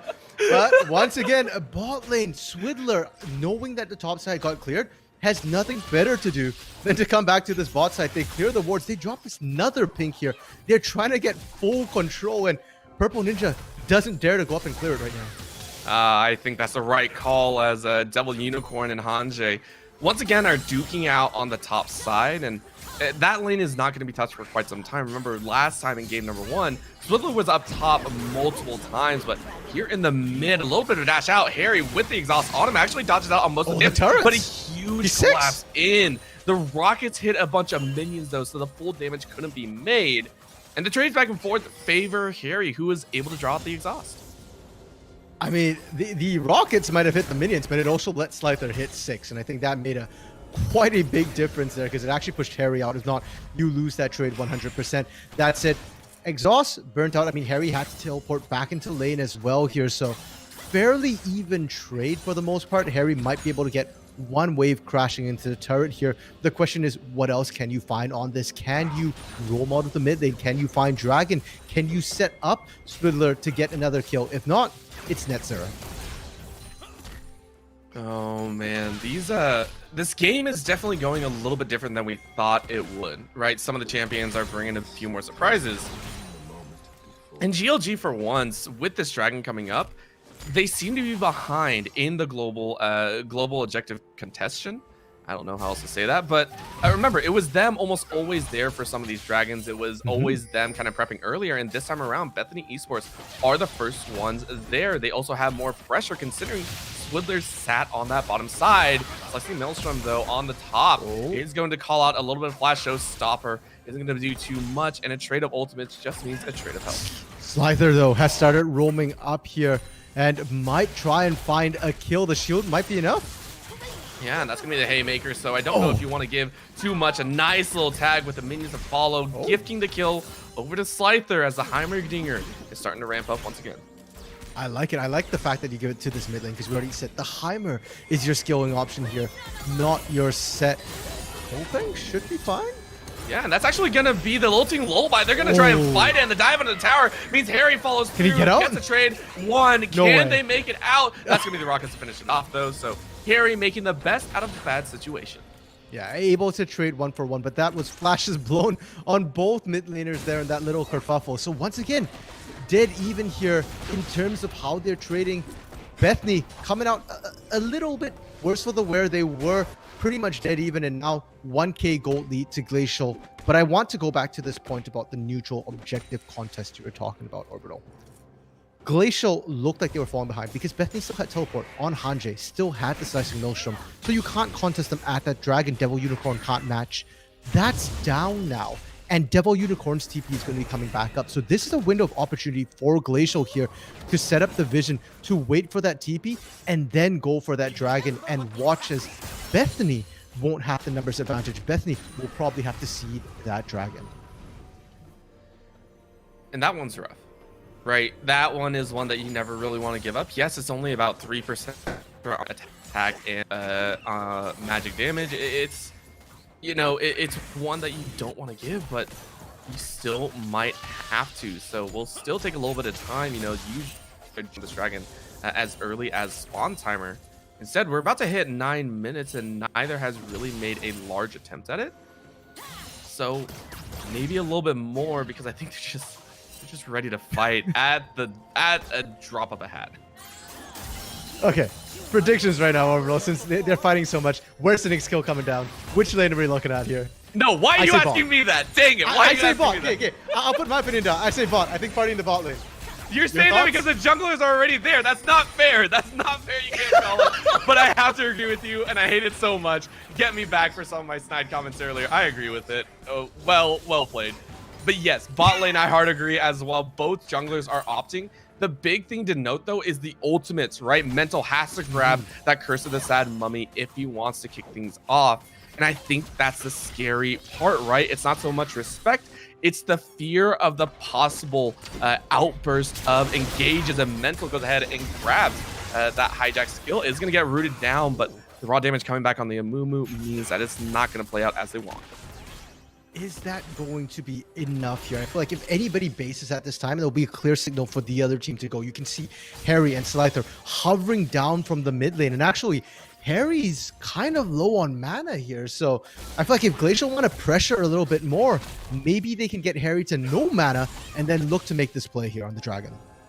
As much as we were hoping, it actually looks like Poping was the first one to recall. If Swidler catches wind of this, they might look. Instead, they're looking to dive. Remember, a hijacked ultimate as the regular. And they're going to dive. That's going to be a catch. A nice catch and a nice CC chain is going to be Silva's death. The bullet time is coming across well. And Bodas is able to nab up their first. Solid play for a solid gank, and Bethany Esports get one. Now a showstopper into the back line means Hanjay is on the wrong side of the map here. He is popping that slicing Maelstrom, dodging out from the Haymaker, but you're still getting burned down. Not much else you could do, so you trade a kill 1-for-1. It's more about the plates that you can get. Yeah, what can they find here? Or maybe just go for the Herald. Slyther, don't go back! Unfortunately, they won't be able to trade Herald for Dragon here. It's just one plate for the Dragon. And I want to highlight that bot play a little bit because we had to shift right to the top lane, but the curse of the curse of the sad bullet time didn't quite come through. Bullet time was delayed because of the curse of the sad man from Purple Ninja, because he waited to use it. Really well played from them to basically mess up that combo, but it doesn't matter, right? Just having the Glacial Tomb as well as the not Glacial Tomb, I'm doing it again. I don't know what's wrong with me. The Sejuani out and the Curse of the Sad Mummy. I'm just gonna call it Sejuani out. Sejuani out and Curse of the Sad Mummy. It's just way too much CC for the squishy Jhin. And let's not forget, Amumu early is squishy. We saw it last game. It's still true this game. And what's surprising is Silva actually opted for just the Mooseby boots, right? Saying, hey, look, we just need to move around a little bit faster. most times when you get comboed like that on the bot side, it immediately swaps your brain over to I need to get out of this faster, which would translate over to Merc Treads, right? Instead, saying, hey, we'll still take it. Maybe I just got to dodge a little bit better. That I feel will make or break this game, depending if Silva picks up a second or third item QSS. Dodge in, a couple of the chains don't land, but they call in the teleport, and it can't be stopped, but that's plenty of time. Mental is going to get drawn in, gets stunned, gets rooted, and CC'd into oblivion. One more shot is not going to land as Swidler is allowed to help out. Mental goes very, very low, gets a Kingslayer. He's going to jump in with his own showstopper. That is a kill you want in the mid lane. We saw a kill going over to Slicer once again, but everyone is very low on GLG side, so the cleanup is so strong. Slicer might be able to help out a little bit more, but can't. Silva is allowed to live. But in the entire skirmish, in a 4v5, I might add, Bethany Esports come out 1 kill more. And while that was happening off screen as well, Harry dropped to Slicer in that rotation into the bot lane. So 4v5, not even. That was a 3v5 at the end of it for this bot lane. And that is horrifying right now. This Misfortune Silas combo. If you had told me that Silas is a support, which works, I would not have believed you. But Mental is breaking my mental right now by showing otherwise. This stealing of the ultimates really is working. It's the fear of the unknown, right? The cheat really realizing that, hey, ability to hijack ultimates a lot quicker, right? That's something that you do have to worry about. He's not going to try and pick and choose which ultimate is the first one and send it, right? That's his whole job. That's his job, is to just send it as down. Stopper, grab the Curse and somebody grab the curtain call even if you want to. Something GLG have got to prep for, right? Good note though, once again, Slicer 4-0-0, this time actually keeping even in the CS game. So that is a champion that you're really gonna have to watch for, and Harry has to be a lot more careful about.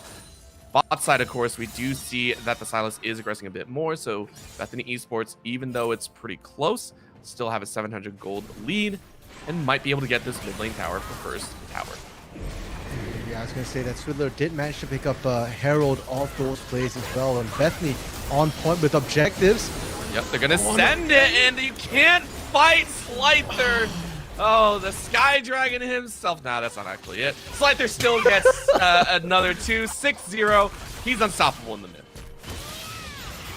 Top side, Hanjay might be able to win this. Actually dodged out the bulk of the damage there. Yeah, and with that showstopper already down, you don't really have too much more. So Devil's actually running. Oh, that's a dodge on that Q. So that means no extra damage coming through. Hanjay goes right back to farming. Hoping is racing up there to try and find something here, but Mental actually roaming up as well. Hanjay? Oh, Hanjay dodges out of 1, flashes over the wall as Seedling goes through, but can't find too much more.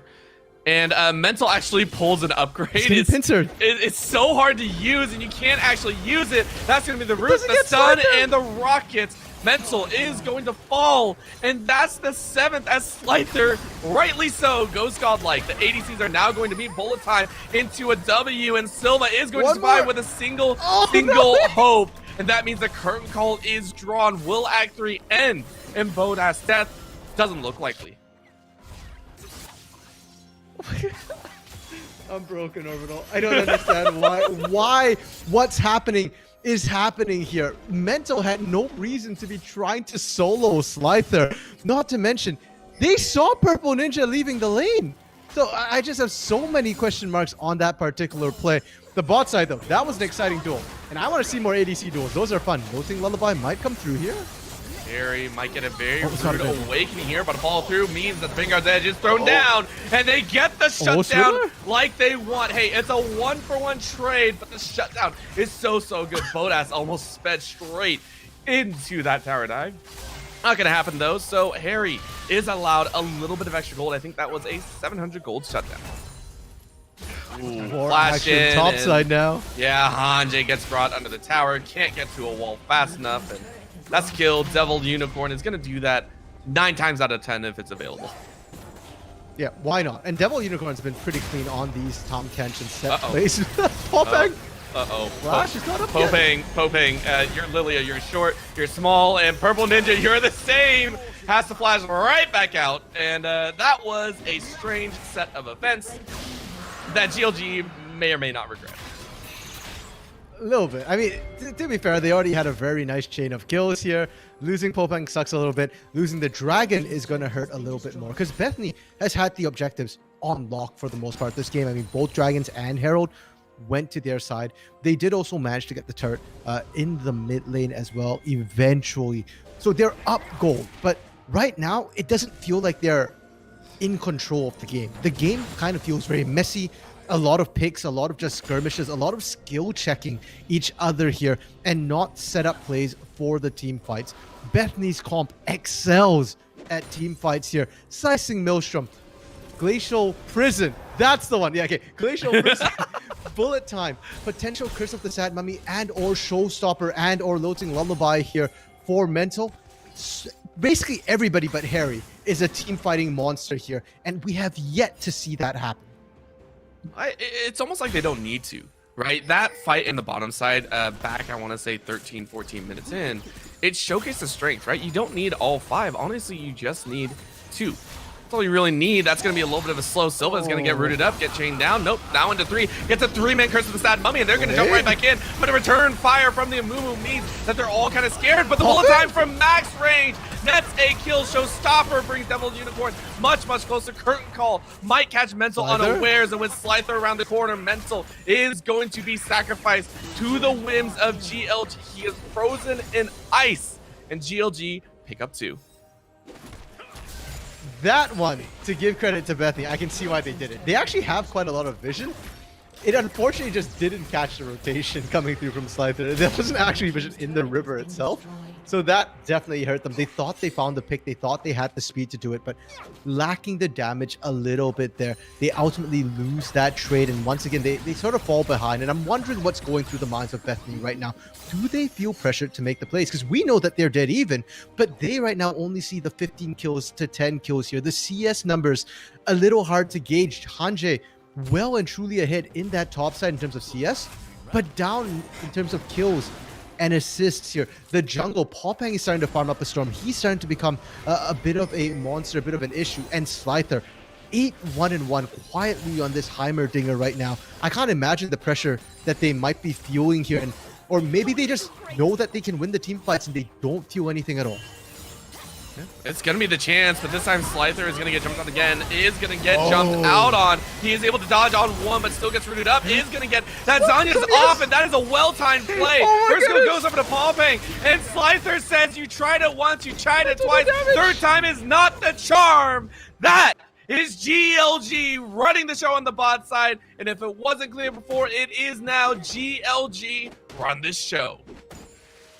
Slither is a monster right now on this Heimerdinger, and you know what? Maybe the Heimerband's coming in next game. It doesn't look like Bethany have a great answer, at least to the laning here.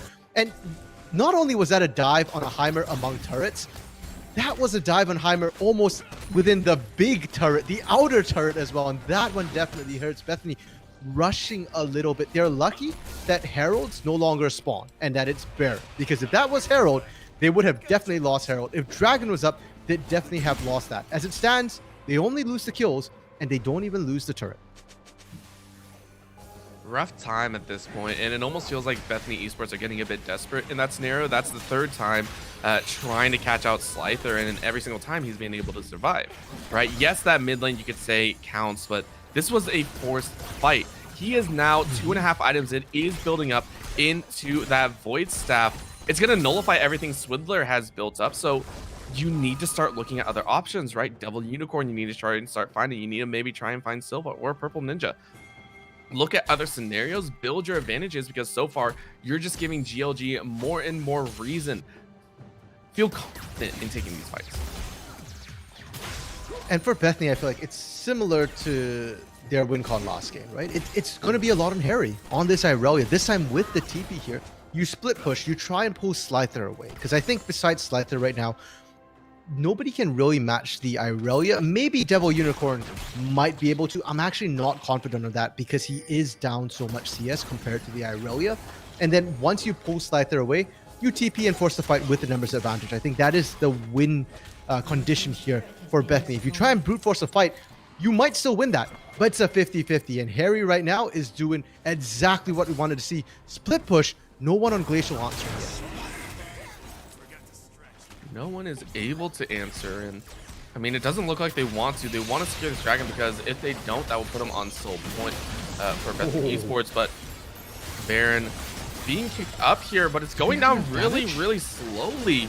I don't know if Bethany Esports are going to be able to manage this. It's only down to 7K. That gives plenty of time for Devil Unicorn to make it in, and Hanjay's looking forward. That's like the Maelstrom Flash thing. Doesn't get too much.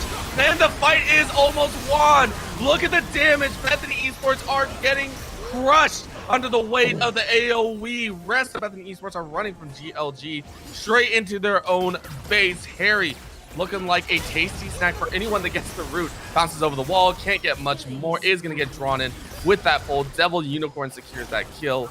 And Bodas is going to get run down. You can kite all you want, but you're on the wrong side of the map. GLG are going to win the dragon and the ace. Oh my goodness, Popping had to burn Losing Lullaby at the end of that. Bodas actually might have turned that, and that was a 1v2, but it starts off with Hanjay not able to find anybody but Scyther, and again that Zhonya is pulling so much work there. Slicing Maelstrom could not really stop anyone else. We didn't get to see the bullet time rake across the entire team, and they just got split. For their pains, Glacial now pick up Baron. Last game when they picked up Baron, they found ways to sort of win despite being a little bit behind. Now they're ahead, they're winning, and I want to see them just hard shove and ideally crack an inhibitor on this push. Yeah, I think they could do that and more depending on where they want to send Devil Unicorn, right? Yes, you want to barrel as 5, but I'm not sure if you want to chance it against Bethany Esports. It's still at that time in the game where you're still trying to test the waters a bit. One more convincing team fight would easily let them know, but Swiddler so far. This Sejuani, it's been a bit difficult to find the fights that you want, right? Yes, you found it in the earlier sets, but now you have to deal with the fact that yes, the Zhonya is built. Jhin is probably never going to step up, and you have to worry about that showstopper bringing you right back in. So many things to think about, and only so little time. Devil Unicorn might just straight up solo out Harry, but a nice dodge to the back line. A miss on the Vanguard's edge means the fight is over. Purple Ninja wants a piece of the action, but only catches a cannon. That won't be the tower dive. This is probably the least ideal situation for Glacial here. They're trying to dive Harry. They're cutting the wave, but look at where Hanjay is on the other side, and there's no answer right now. Glacial isn't pushing hard enough. Oh no, Mental! That is such a good play. If anyone's gonna make the play, it is Mental. He goes ahead, pops in with a kill, allowing Hanjay and the top side to split and get their 4th tower of the game. It feels like when things are going well for Bethany, Mental gets caught out, but when the chips are down, this man is clutch. Finding that kill has just effectively stalled the Baron right now. Ooh, the Swiddler? Okay, that's a good play there, but the curtain call comes out. Are they going to let it through? Mental trying to body block, but I mean, it's a pretty fat boar, Swiddler. Oh my gosh. Mental goes, all right, I body blocked enough. I'm leaving. Well, Mental is strong, all right. I mean, he just took out like a man, like no hesitation, just ate all of it. He's fine. Timing actually used the wave clear right now. Hey, why not? You just have to stall it out for another minute pretty much. There's one more wave of Baroned up minions, and then you're done. You're safe. You're good to try and reset. Bethany have actually fielded this Baron play incredibly well. I don't think they've lost a single turret on this play so far. No, and I think that also goes into effect with the fact that at Silva, he's not too worried about getting up and close and personal. He's actually going the lethality build, which is what Bodas is doing as well. But with Silva in the backline, it actually allows for a lot more tower poking. You're allowed to kind of punish in that backline a little bit more. And it allows for so much more damage to be done from such a screen length away. It's opened up so many opportunities, so GLG go ahead and pop open even more of the base. That is their 3rd tower so far in this game, and they're only looking for more. Baron is off now, so if they do want to fight, now would be the time. Popping and Scyther have to be careful that they're not overextended here. They are looking. The ults are up and available, including the Curse of the Sad Mummy for Mental right now. That question is brought about. You have the ultimate. Do you want to force anything? It doesn't look like they do. And Slyther, how much gold they have gotten, and able to manage while they caught the Amumu flash into the ultimate. But I mean, is that really what you want to do? I think it's just a bait tactic. Double teleport coming in, and that's gonna be the top side getting rooted out though. Huge ultimate from Slyther nets them a kill. Bullet time though, so strong. They get the trades 2 for 2, but they're gonna lose so much more. Bethany Esports watching their base crumble after that mid lane fight. I don't know whether to say good job or not to Purple Ninja for stalling, because I don't think the intent was to stall there.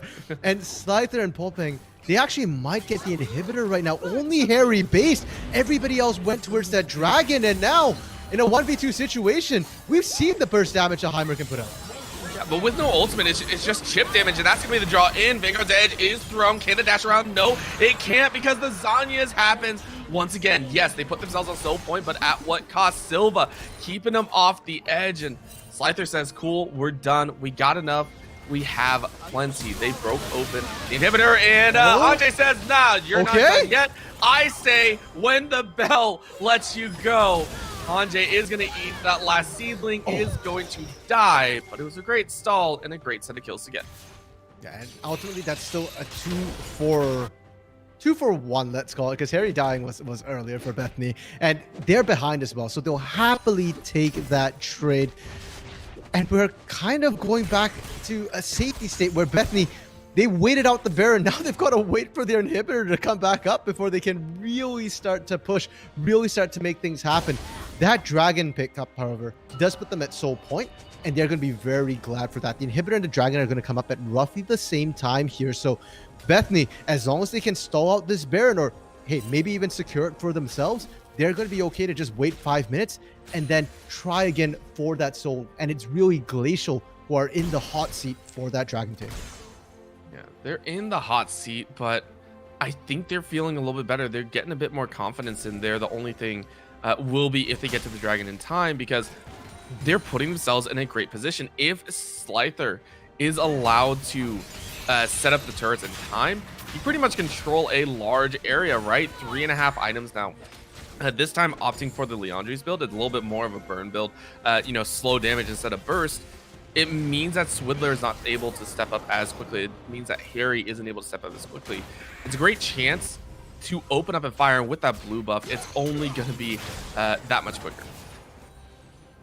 Okay, now speaking of that setup here, it is going to be Glacial first to the Baron here. They're setting up death bushes, and if we can toggle vision, there's hardly anything for Bethany here approaching the river. It's so difficult for them to even walk up and challenge. I feel like this one, you're kind of relying on Swidler a little bit to go in and go for that miracle steal, or you're waiting for Glacial to commit, and then you're looking for that perfect AoE CC engage onto the backline.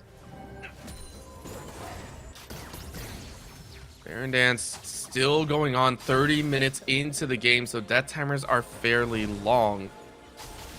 Trying to be read a little bit. Devil Unicorn spotted in the far brush. Again, that Sweepers is doing his job. Over the wall they go. Purple actually flash away. Only gets one though, and they're going to bring the showstopper in, so this is going to be a little bit of a rough fight. Bethany Esports though getting a massive set, but GLG get an even better one. That haymaker was so key, and so far they've lost so many. Lilting Lullaby and a bop on the head means Popeng nets it with a double kill. GLG will take that ace and run it straight into the Nexus. Yeah, they have supers pushing in. Top side, inhibitor already down. Forget Baron. You can pick that up on the way out if there is a way out. We're in this situation last game, but it's 20 seconds on Swidler here. 2 Nexus turrets. Well, double supers. Glacial should have this. Yeah. If they don't, I will be surprised, because they're still dead, right? Bethany Esports are still dead. They are still watching from a gray screen. GLG will go ahead and take game number 2. And folks, with a burning to the ground as our early opening anthem, we are headed to a game 3. I'm so happy over it. I know that I'm struggling to understand what's happened half the time in these games right now, but they're fun. They're crazy, and they're tight. These games are close. Even to the very end there, yes, Bethany, it was looking dire for them. They weren't winning the fights, but they refused to say die, and they were still trying to make the plays, trying to make the picks. I appreciate that. And going into game 3, given how big an issue Slyther's Heimerdinger has been here, I think you open up the Kindred, you open up the Poppy, you just don't give this man Heimerdinger because you don't seem to have a great answer to it.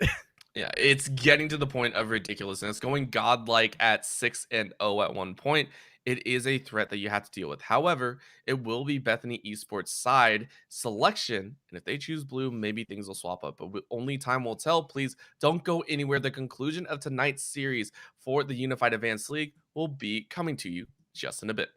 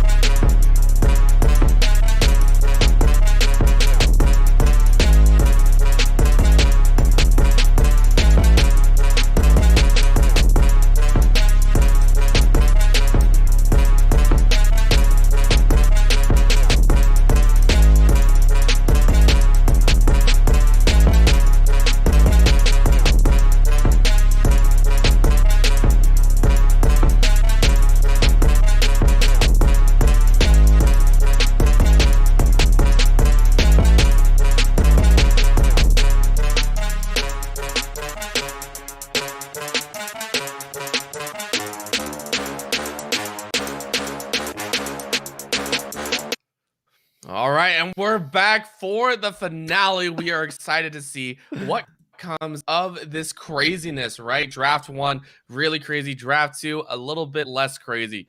Draft 3, hoping for here, right? Saw it. Game 1 was kind of there with key players. This game, he was the key player. He's got to about this Heimerdinger. Yeah, definitely. An absolute menace to deal with right now. It's stopping the engage. And I'm not particularly high elo. So when I play in solo queue, wombo combo comps win almost every time.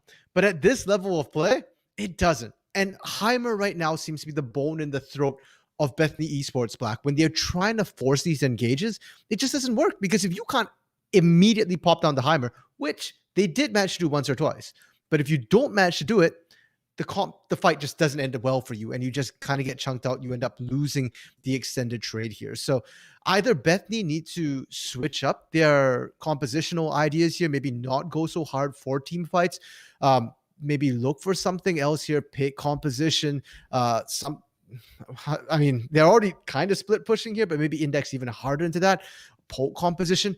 But if you're wanting a team fight, then something has to be done about that Heimer, by which I mean ban it. Only gonna here, everyone. This is a scenario where it's surprising to see that not once but twice they've to take melee champ the Heimerdinger. Yeah, and to be fair, I think Hanje's is very good at melee champions. I'm not as familiar with Harry's pool, but I'm assuming that he feels very comfortable on these sort of dueling style picks as well here. But if it doesn't work, it doesn't work, right? And that's why I say ban it, because I'm not expecting them to just switch to, say, poke composition necessarily. That maybe that's not something they've practiced, and that's perfectly fine too. But then just ban it. Like I said, you've got Poppy Kivia, right? I'm assuming you don't want to open up the Anivia because it's kind of similar to the Heimerdinger, but Kindred? I mean, if you're going for an all-in composition, Kindred's annoying, but there are tools to deal with that. Yeah.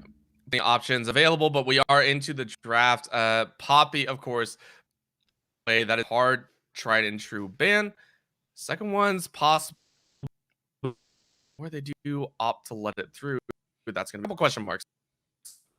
And I think it's interesting too that this will be the first game we see Bethany on blue side as well. That they get first pick, because in both the previous games they were red side. They got the counter picks. The R5 Tryndamere game 1, which just melted my brain, and the Cannon game 2, which unfortunately didn't work out for Hanje. The Slicing Maelstroms weren't able to find priority targets here.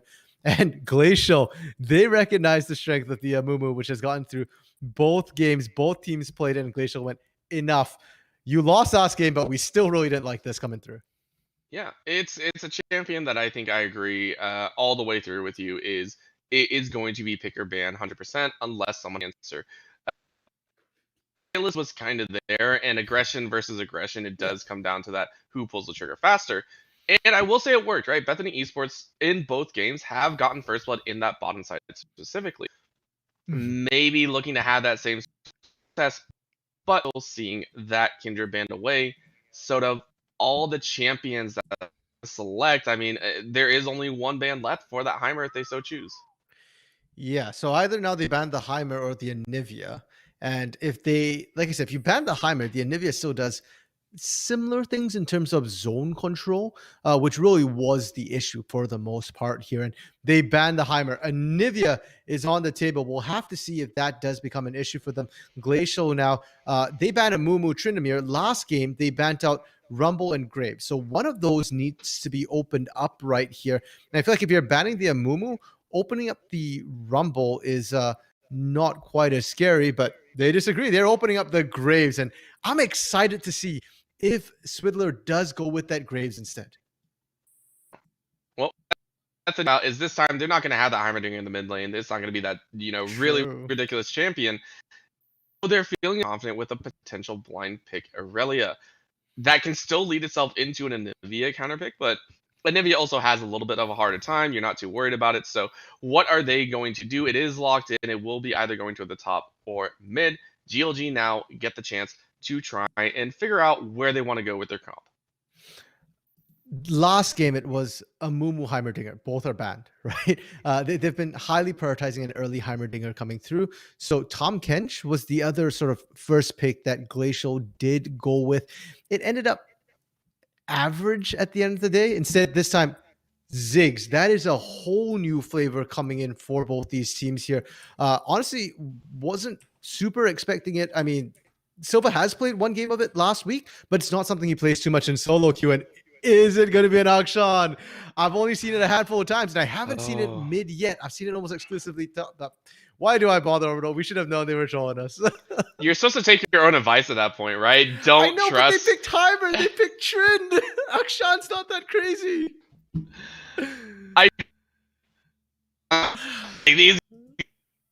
It's gonna be there. So, yeah, this is good. And I do apologize. I am coming from outer space, my side to kind of crash to some rocks. Having some fun here. Ash is gonna be hover, and it is locked in. Bethany had played it 2. Oh, yeah, and to be fair, the Ashe has worked pretty well for them in game one as a source of engage for the team.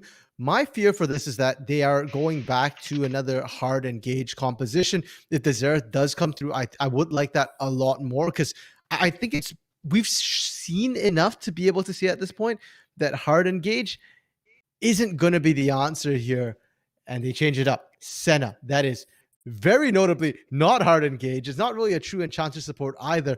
They're getting themselves, a bit of range poke coming through, a little bit of lockdown, single target lockdown coming through as well. Range up craziness across the board. The Senate is such weird swap from the aggression that we've seen, but what has worked is gave them some great opportunities on Bethany Esports side. This time they lock it in for GLG. They say this is the type that we want, and the poke may make as we go into the second round of bans. Okay, Misfortune coming out. I mean, we already saw a game of Misfortune. Actually did pretty decently for the most part. Baldas looking very scary on it here, and this time it's on Glacial. It's on Silva to try and pilot this one, and I suspect that does mean that they're looking for a bit more AoE CC. They're looking for their top lane and their jungle right now. Things like the Sejuani still open. Jarvan open as well, and I feel like Jarvan's kind of flown under the radar this entire series here. Or you can still go back to tried and true Lilia for Popang as well, right? Like that is still AoE engage, and Popang on that Lilia.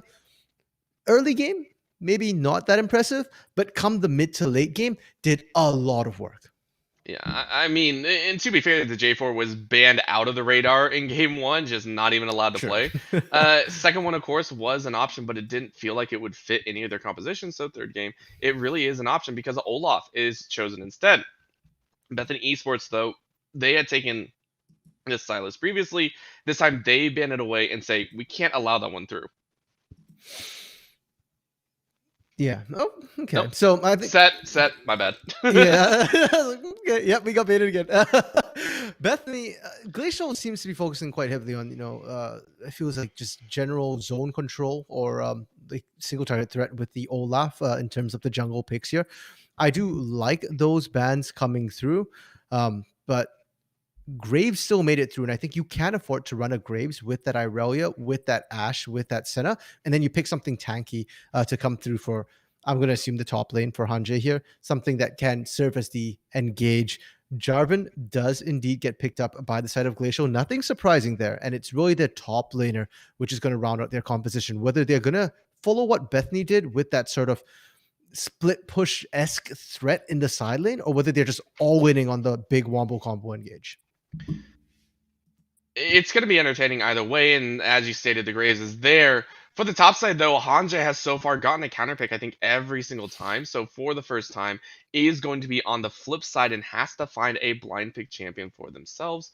They're hovering over the Scion, which honestly would give an engaged target, be able to follow up on the arrow, be a beefcake in the front.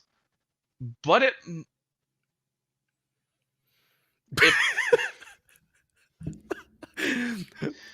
all right, so no tanks. That is an Aurelia. That is going to the top side. I understand that's true. It's just I was so excited for Beefcake Scion, and we get a really, I hate to say it, a really squishy team for Bethany Esports. Damage overload composition coming through from Bethany here. And they're valid compositions. You don't need a tank in League of Legends. We've evolved past that meta, but it does mean that you have to mechanically play perfectly. If you're ever caught out, you're dead.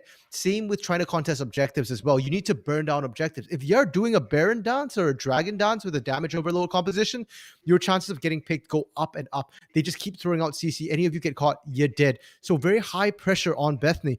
But I do like the fact that they do have a lot of kill threat everywhere, in every lane here. And the only lane I'm really concerned about is their bot lane. Ashe and Senna facing off against a Jarvan is a little bit vulnerable to ganks. But the Irelia, the Syndra, they're going to be fine. They're going to be comfortable. Glacial's answer to that Irelia is going to be that Volibear coming through. A bit of a tankier, bulkier option. Still does good damage. And Volibear to me is sort of a nullifying lane. You kind of pick it just to kind of go even for the most part with a bit of kill threat, but you're not looking to necessarily dominate, take over, and then scale up with it.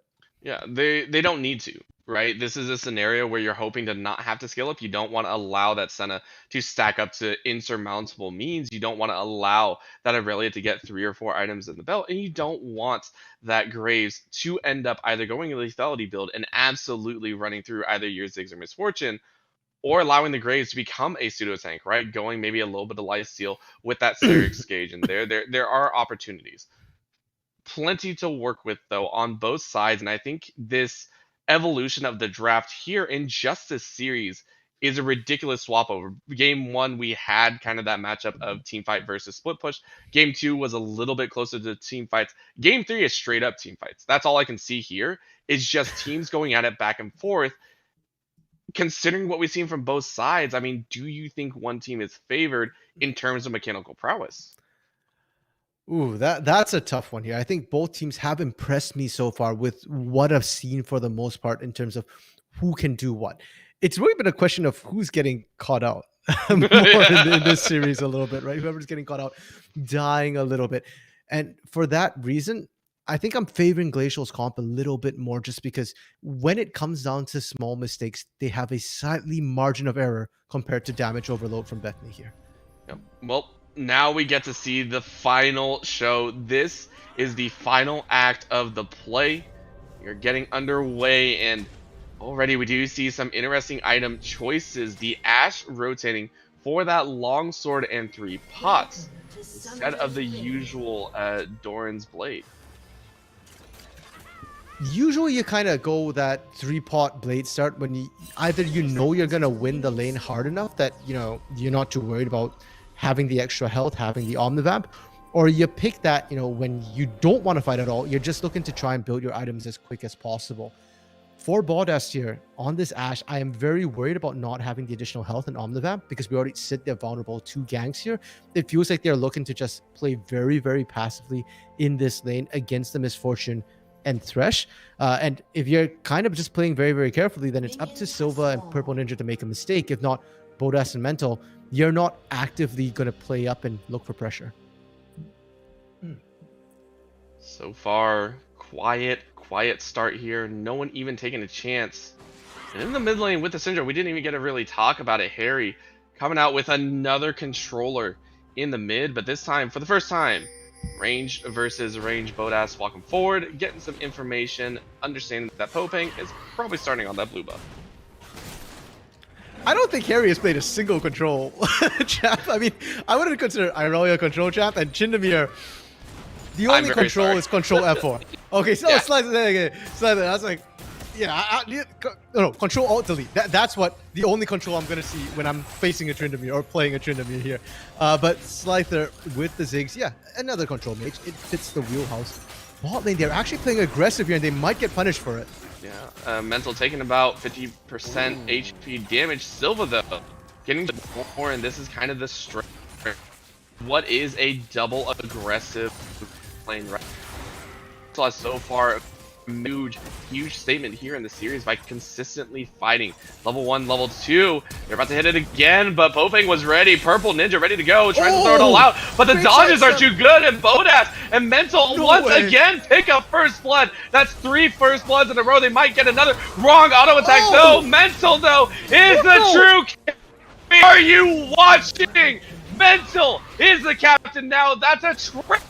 Things off for Bethany Esports. Mid lane, they're still trading. Oh as well. my gosh! We're done. There is no safe place to go. GLG get ran over.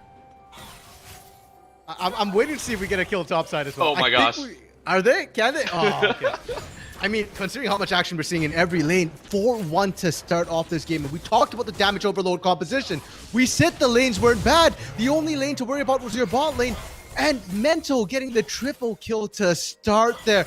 That was just sheer mechanical outplay.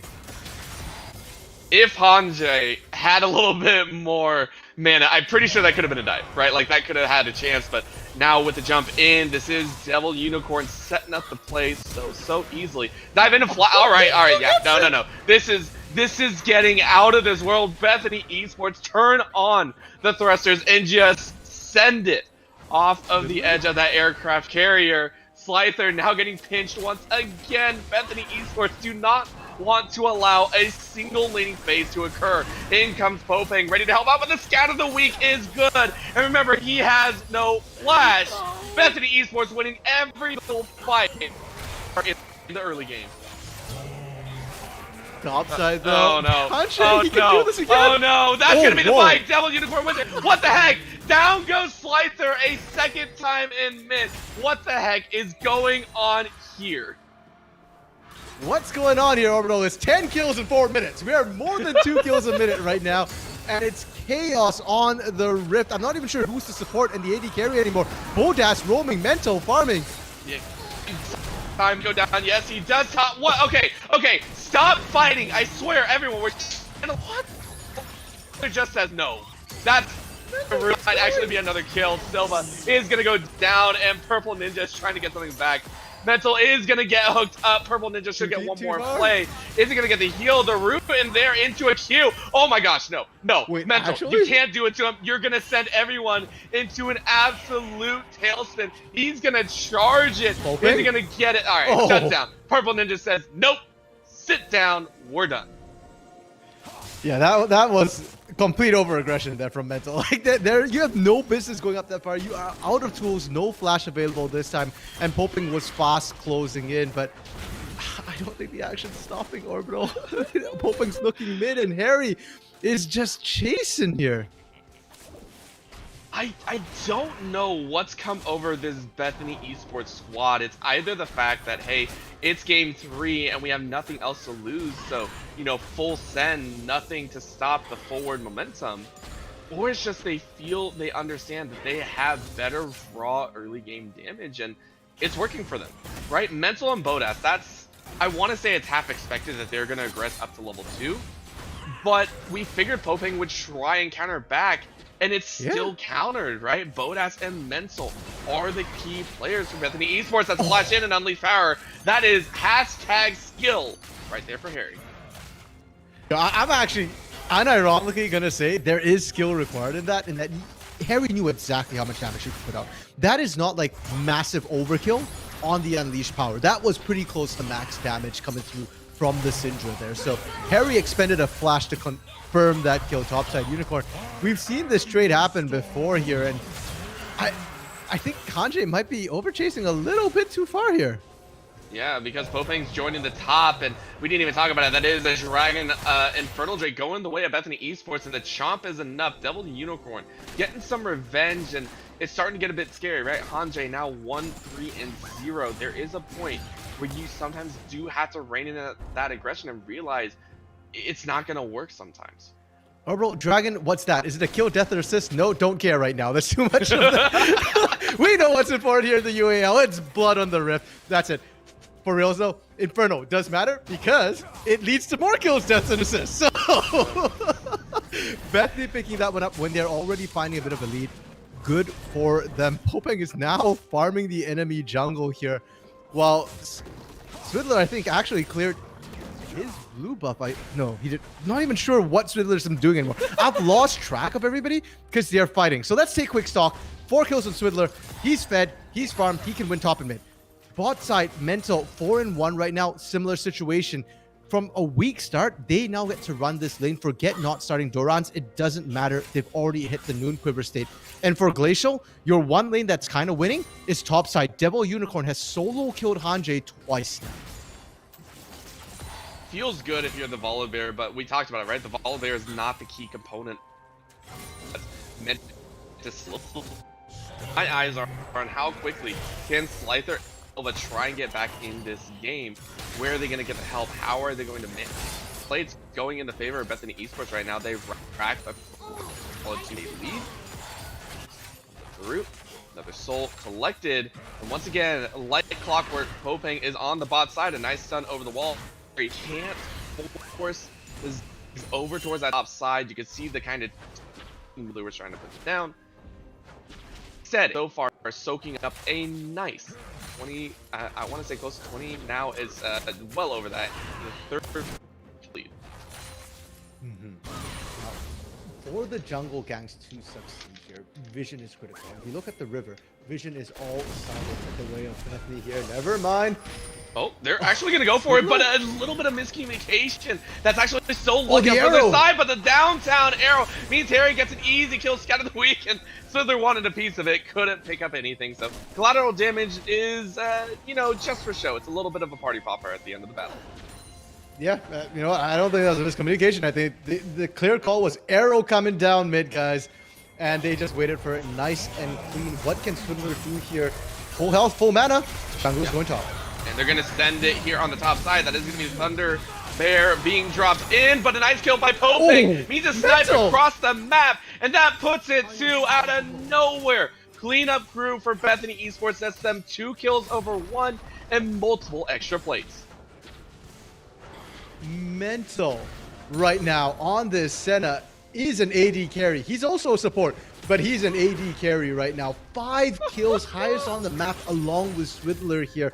And it's allowing him to just roam and do whatever he wants, and Bodas is just picking up the farm. Silver and Purple Ninja are a little bit scared to aggress because the vision that we were talking about earlier means that they don't know where Swindler is half the time. They don't know where Mental is half the time right now. And now they take an opportunity to clear it up. Hopefully they can leverage it a bit more. Gosh, that's just a solo kill because Mental solos out Slyther, and the reason for this, if we get, we saw it to the gold, we see 4K, 4.7K for Mental. He is the first one to get a mythic in the game. A support is the first one to get a mythic game. Not the first item completion because Swindler was the one there, but it's still a Divine Sunder is absolutely going to wreck your face.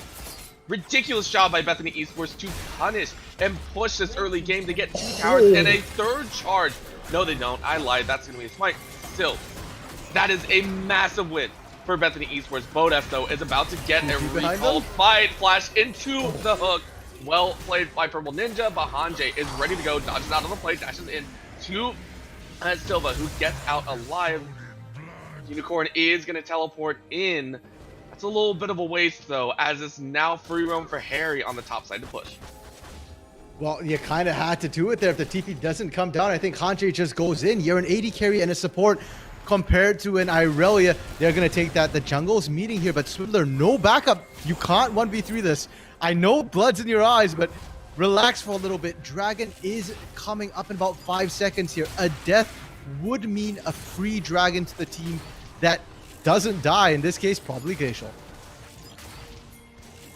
I don't think Glacial can even compete with this, right? Like, this is... You are not in any position to do so. And once again, they find Slyther, who bounces over the wall. Swindler misses it, but is going to flash into collateral damage.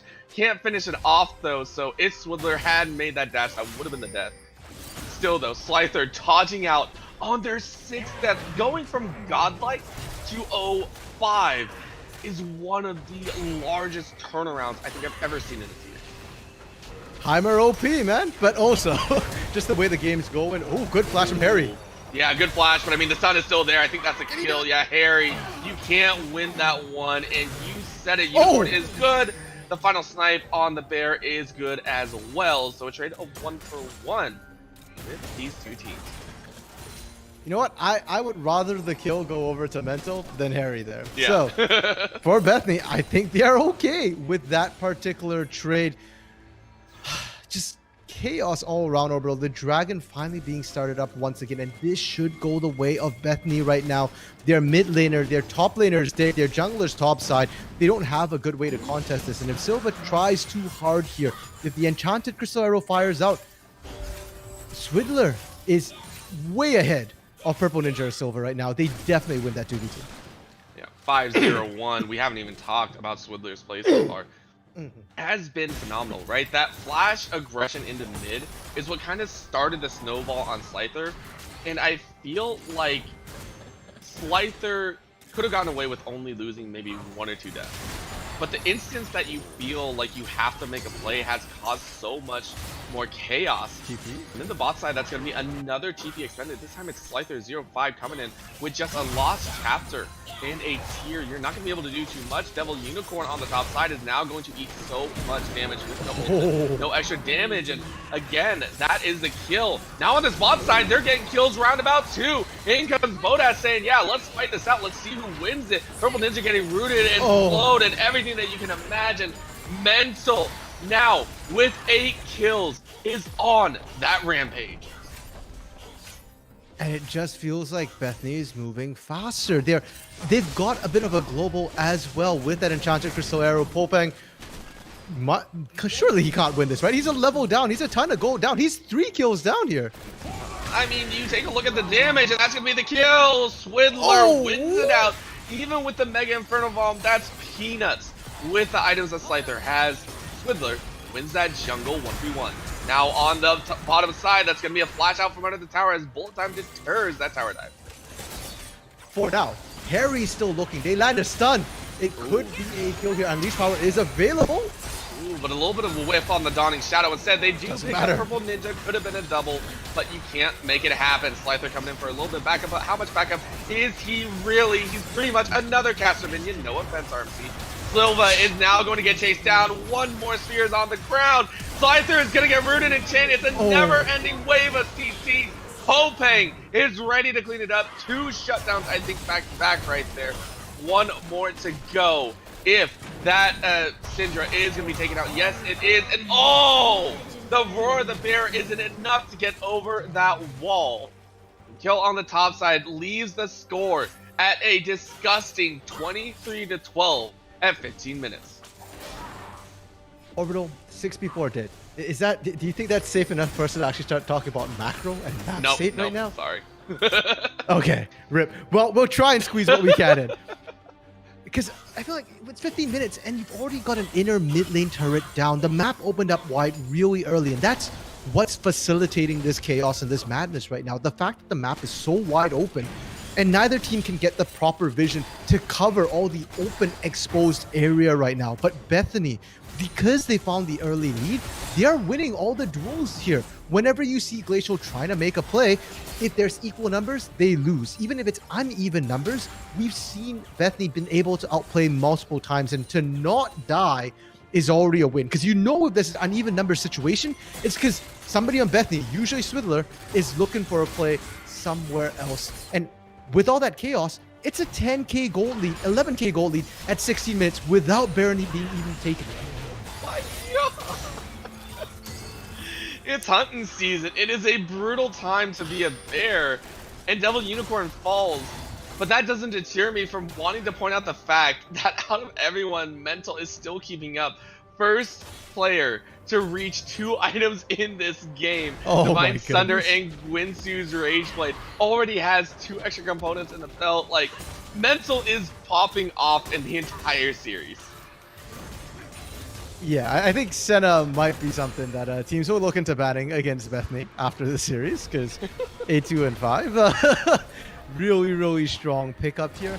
And for Bethany, they can play fast and loose. They have played fast and loose, but surely now it must start winding down, because Glacial have less and less territory to defend, so they shouldn't be getting picked out quite as much here. You can see they've established a vision line around roughly where their inner turrets are, and while that doesn't mean that they can't contest for objectives, it should at least mean that you don't get picked out here as Popeng is trying to fight this duel. We've already seen this one. Yeah, it was very close, so Hange is going to come around and try and help out. That's ultimate thrown down. Rest of the team is collapsing. They're going to get the Dawning Shadow and the arrow to finish it off. That's a double kill for Hange. Only with another. The lateral damage from downtown. Beans and chases on. Bullet time landing over everyone, but the Scout of the Week into the Unleashed Power net of fourth. Purple Ninja is going to get run down. That is the final kill. Double kill over to Harry. And would you know it, a 17 and 45 second ace means that Bethany Esports are pretty much in full control. They had vision, Orbital. You guys can't see me right now on my camera, but I'm basically just hunched over, rocking back and forth because Glacial had vision. They knew what they were rocking into, and it just didn't work. I don't know. And now it's gonna cost them everything here. As wait, you can pull up a camera? Wow. Oh, that's impressive as well. But we're still getting the fight. It's never-ending pain, never-ending chaos. As we see Popeng try and jump in, they found Hange, who's a little bit low. Hook goes a little bit wide, but the dash over the wall means the rest of the team is there. They are not stopping. They are not wanting to end this amount of fighting. I said it over and over again. This game is at a near high-speed collision chase of who can grab the steering wheel, and Bethany Esports are just that much quicker. They are now working on their third dragon of this game, the fastest we've seen a soul point be made. Bethany Esports with a 15,000 gold lead, shy about 500. I'm just looking at the gold leads per lane right now. Oh my gosh. Literally, Bodas is the support of the team. He's the most broke member of Bethany at 6.8 thousand gold. And that's the only position where they don't have a gold lead. Support to AD carry for Silva. Everybody else is 3,000 gold difference right now. Bethany are just swinging their wallets and winning the fights. And that's not to mention, like you pointed out, Orbital, they've actually been fairly on point about taking dragons, about taking heralds. They've been able to get those. And now in 30 seconds, Baron spawns. If Bethany holds true to their neutral objective control, they just go straight for Baron. Because with this gold lead, they don't have to worry about throwing at Baron. They should still be able to win in a 5v5 fight. Literally, the only question is, can Popeng steal? After watching games 1 and 2, this is not a type of game that we would expect in a game 3, right? We would not expect Bethany Esports to be coming out of the gate in volatile fashion. We wouldn't expect them to be able to take over the game this quickly, and yet they have.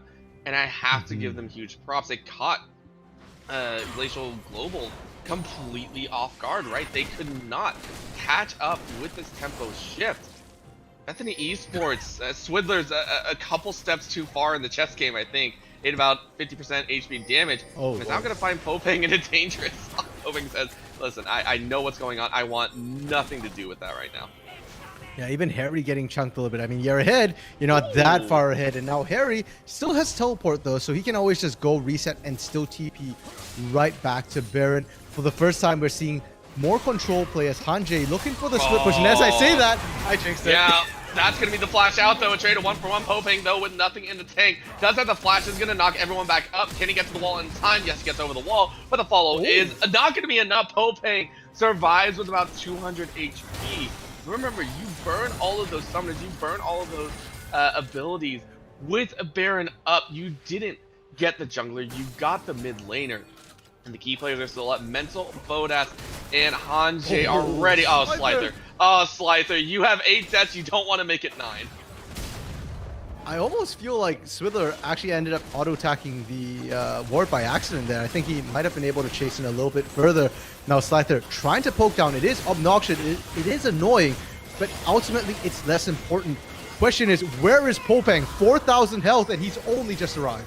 Well, this could be a little bit dangerous. Remember, most throws that happen are always at Baron, but it's not going to happen here. Popeng goes in for the jump, can't make it happen. A nice smite by Swidler. Now the fight is going to break out. Vanguard and catches 2. Mental firing over the wall. In goes Swidler, and the fight breaks out. Down goes Aurelia, but down goes the Thresh. Down goes the Graves, and the bear is hungry for more. They get the Baron, they keep it on 3. Harry, though, entering into the fight. Mental flash. Oh, that might be the wrong play to make. They get jumped on Cataclysm to finish off that life.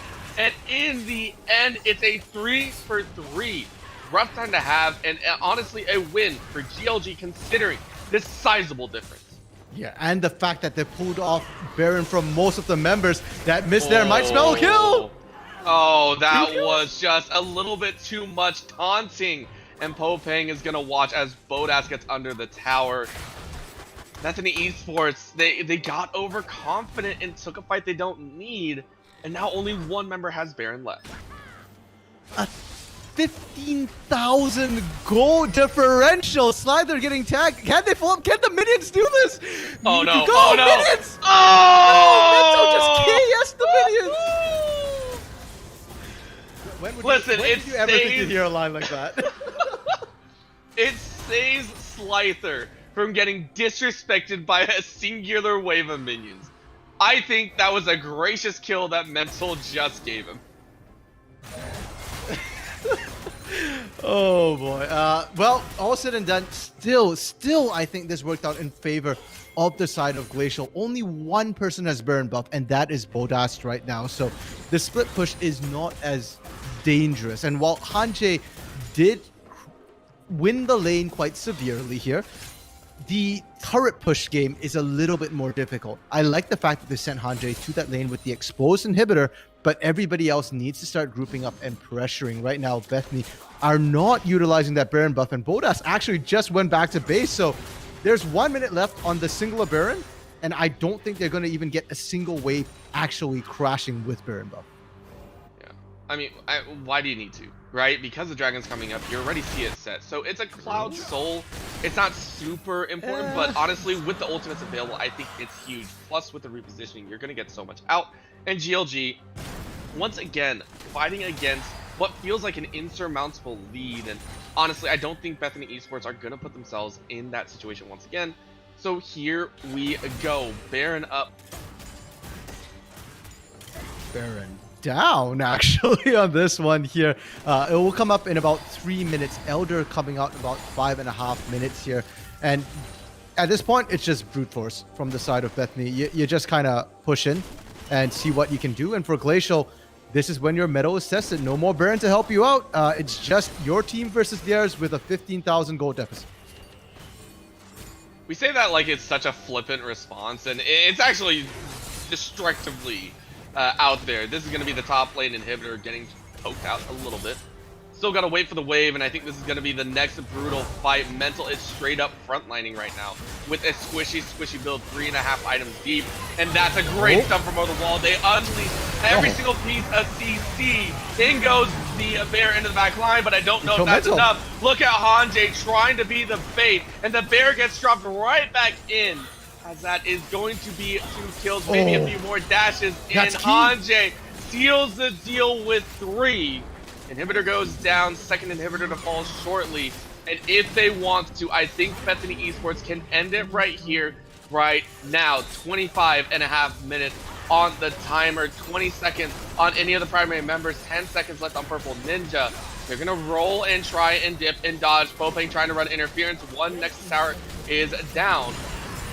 Try and force it a little bit more. Nice scout of the week catches Misfortune down to about half health on that tower, but members are now starting to come up. Hanjae tries to go for an auto attack, can't find it, and Popang is gonna look to chase. Nice little smite goes out, and with Harry down to about 50 HP, I don't think you want to chance it. Nice dodge. Slyther's up. Still chasing, and I don't think they're gonna pressure any further outside of the base. A well-fought tower push means Bethany Esports have absolutely crushed this base. I know that Bethany won that. I know that Bethany took the Nexus turret and 2 inhibitors, but at the same time, good job, Glacial. And I am saying that in all seriousness right now, because that could have ended the game. This might yet end the game. Slyther, the wave clear is down right now. The Super's pushing in the top and mid lanes here. Bethany can now siege up the bot lane. And that's just going to be a flash hit into the scout of the week. And that was a good attempt, but Harry can't find the win. It doesn't matter because that's enough to push him out. They're going to run with 3. Arrow from downtown. Again, kind of whiffs on that goalpost, but a nice hook lands onto the Syndra. That might be the one that you want to remember. There's only a few members, and they absolutely destroy that Syndra. Harry is down full time across everyone, and Hanjae survives for quite a long time. But a triple kill in redemption is there for Silva. You got the triple, you saved the inhibitor, but now you got to clear the bait. Auto attacks running down the bear, peppering in the back line. Nice flash in, doesn't get much more than a little bit of damage. It's Twizzler. You chose the wrong fight. Now it's up to Bodas. Can Bodas kite out 3? Does have the Hurricane, is going to get chased down. Can't get much more. Popang is just too tanky. And would you know it, an ace after Bethany Esports pretty much walked into their deaths. The second time now that Glacial has fended off what looked like the game-ending push. And really, it should have been, but Bethany, I think, rushing a little bit too hard. They were exposing the carries. Harry getting hooked by that hook is not excusable at that point. It single-handedly stops the push, and then Mental getting caught by Cataclysm. Those are things that cannot happen right now. And Glacial, Popang is playing out of his mind to make this happen. Silva right now, those bullet times, both times, was what stopped them. But Baron is up. No more turrets. Less funnel time here. Bethany, if they pick this one up, I've said this before, but if they pick up this Baron, they should be able to close out the game. I mean, they've gotten closer and closer to each objective, right? They've gotten, the last time the Baron was attempted, Hoping was actually able to make it into the pit. So far, it's advanced closer and closer. And that's honestly all they could ask for here, right? A chance at a 50-50, a chance at a steal. This time with a lot of HP on this Baron, the third Baron of the game. A nice jump over into a nice Mega Inferno Bomb, down to about 2k. The jump in, who's gonna get the fight? No! Doesn't happen. Popang is now gonna sacrifice his life once again. Swindler with, excuse me, that Smite is doing so much work. Okay, they are a little bit poked out here, but they're looking for Slither and Purple Ninja. Surely you die here. Yeah, surely? They're getting chased pretty well, and I don't think it even matters. A flash in by Mental ends that life, and they get zoned out by the arrow. Look at the bottom lane of Bethany Esports, absolutely shredding through the back line. That is the final ace. And Bethany Esports, after a little bit of fumbling at the very end, are able to close it out. They will go ahead and move to 1-1 in, or 2-0, very sorry, in the regular season here after a well-fought 2-1 series.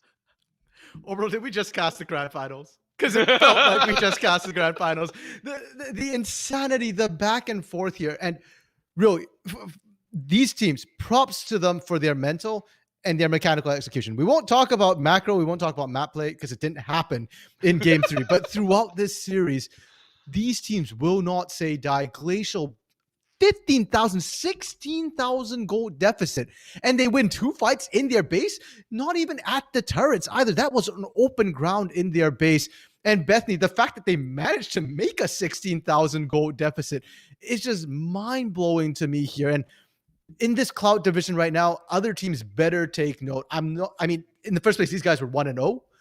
But despite the fact that now Glacial is 1-1, they're still a team worth watching as potentially, one of the top teams in this division. Oh yeah, it's gonna be so much fun, and some of the individual players have also stepped up. But Bethany Esports, there were points that we saw in some of those picks, right? That Heimerdinger, it's something that you have to be worried for, and if you aren't careful, these kind of cheese picks can absolutely get in your way. So plenty more where that came from. But to end it out, I want to ask you, I know I personally think Mental showed up great, but at the end we saw everyone step up, right? Every single player getting a star moment. For you specifically, who do you think deserves the MVP of this entire series? We came into this match tonight, Orbital, thinking, okay, the jungle matchup is going to be very interesting with their pools, with the way they want to play. And so we focus on the jungles. I think the jungles lived up to that hype. Both Popang as well as Swidler, absolutely stunning. That last game really felt like it came down to the two of them, trying to look for the proper engage on the side of Popang, and just Swidler just cutting through everybody with the shotgun. But I think the support stood out even more to me. And I'm going to give it to Mental because Bethany won. But if Glacial had won, it would go right over to Purple Ninja there. Because in all 3 games, the supports were consistently making some of the biggest plays in game 1, game 2. The Amumus, the Rakans, the Silas from Mental as well. It took me a while to remember that because it was like, what on earth? That was just insane. And then even in this 3rd game as well, Mental popped off in Senna, but I want to give props to Purple Ninja on the Thresh because it was his hook onto Harry which saved them the first time. It was his box which stopped multiple chase downs from the side of Bethany to let Glacial fight another day here. So my MVP for the night, Mental. Yeah, and not just that, 3 first bloods in first blood in every single game tonight. I think that says something to the bot lane duo as a whole. So we'll definitely have to keep eyes on that. Watch them throughout the entire rest of the regular split. But again, congratulations to Bethany Esports of Black. They go ahead and take that win. With that, we'll move to 2-0. That will also end tonight's broadcast of the Unified Advanced League. Thank you so much for tuning in. My name is Orbital. With me was Random Minion Caster. We will go ahead and say goodnight for now.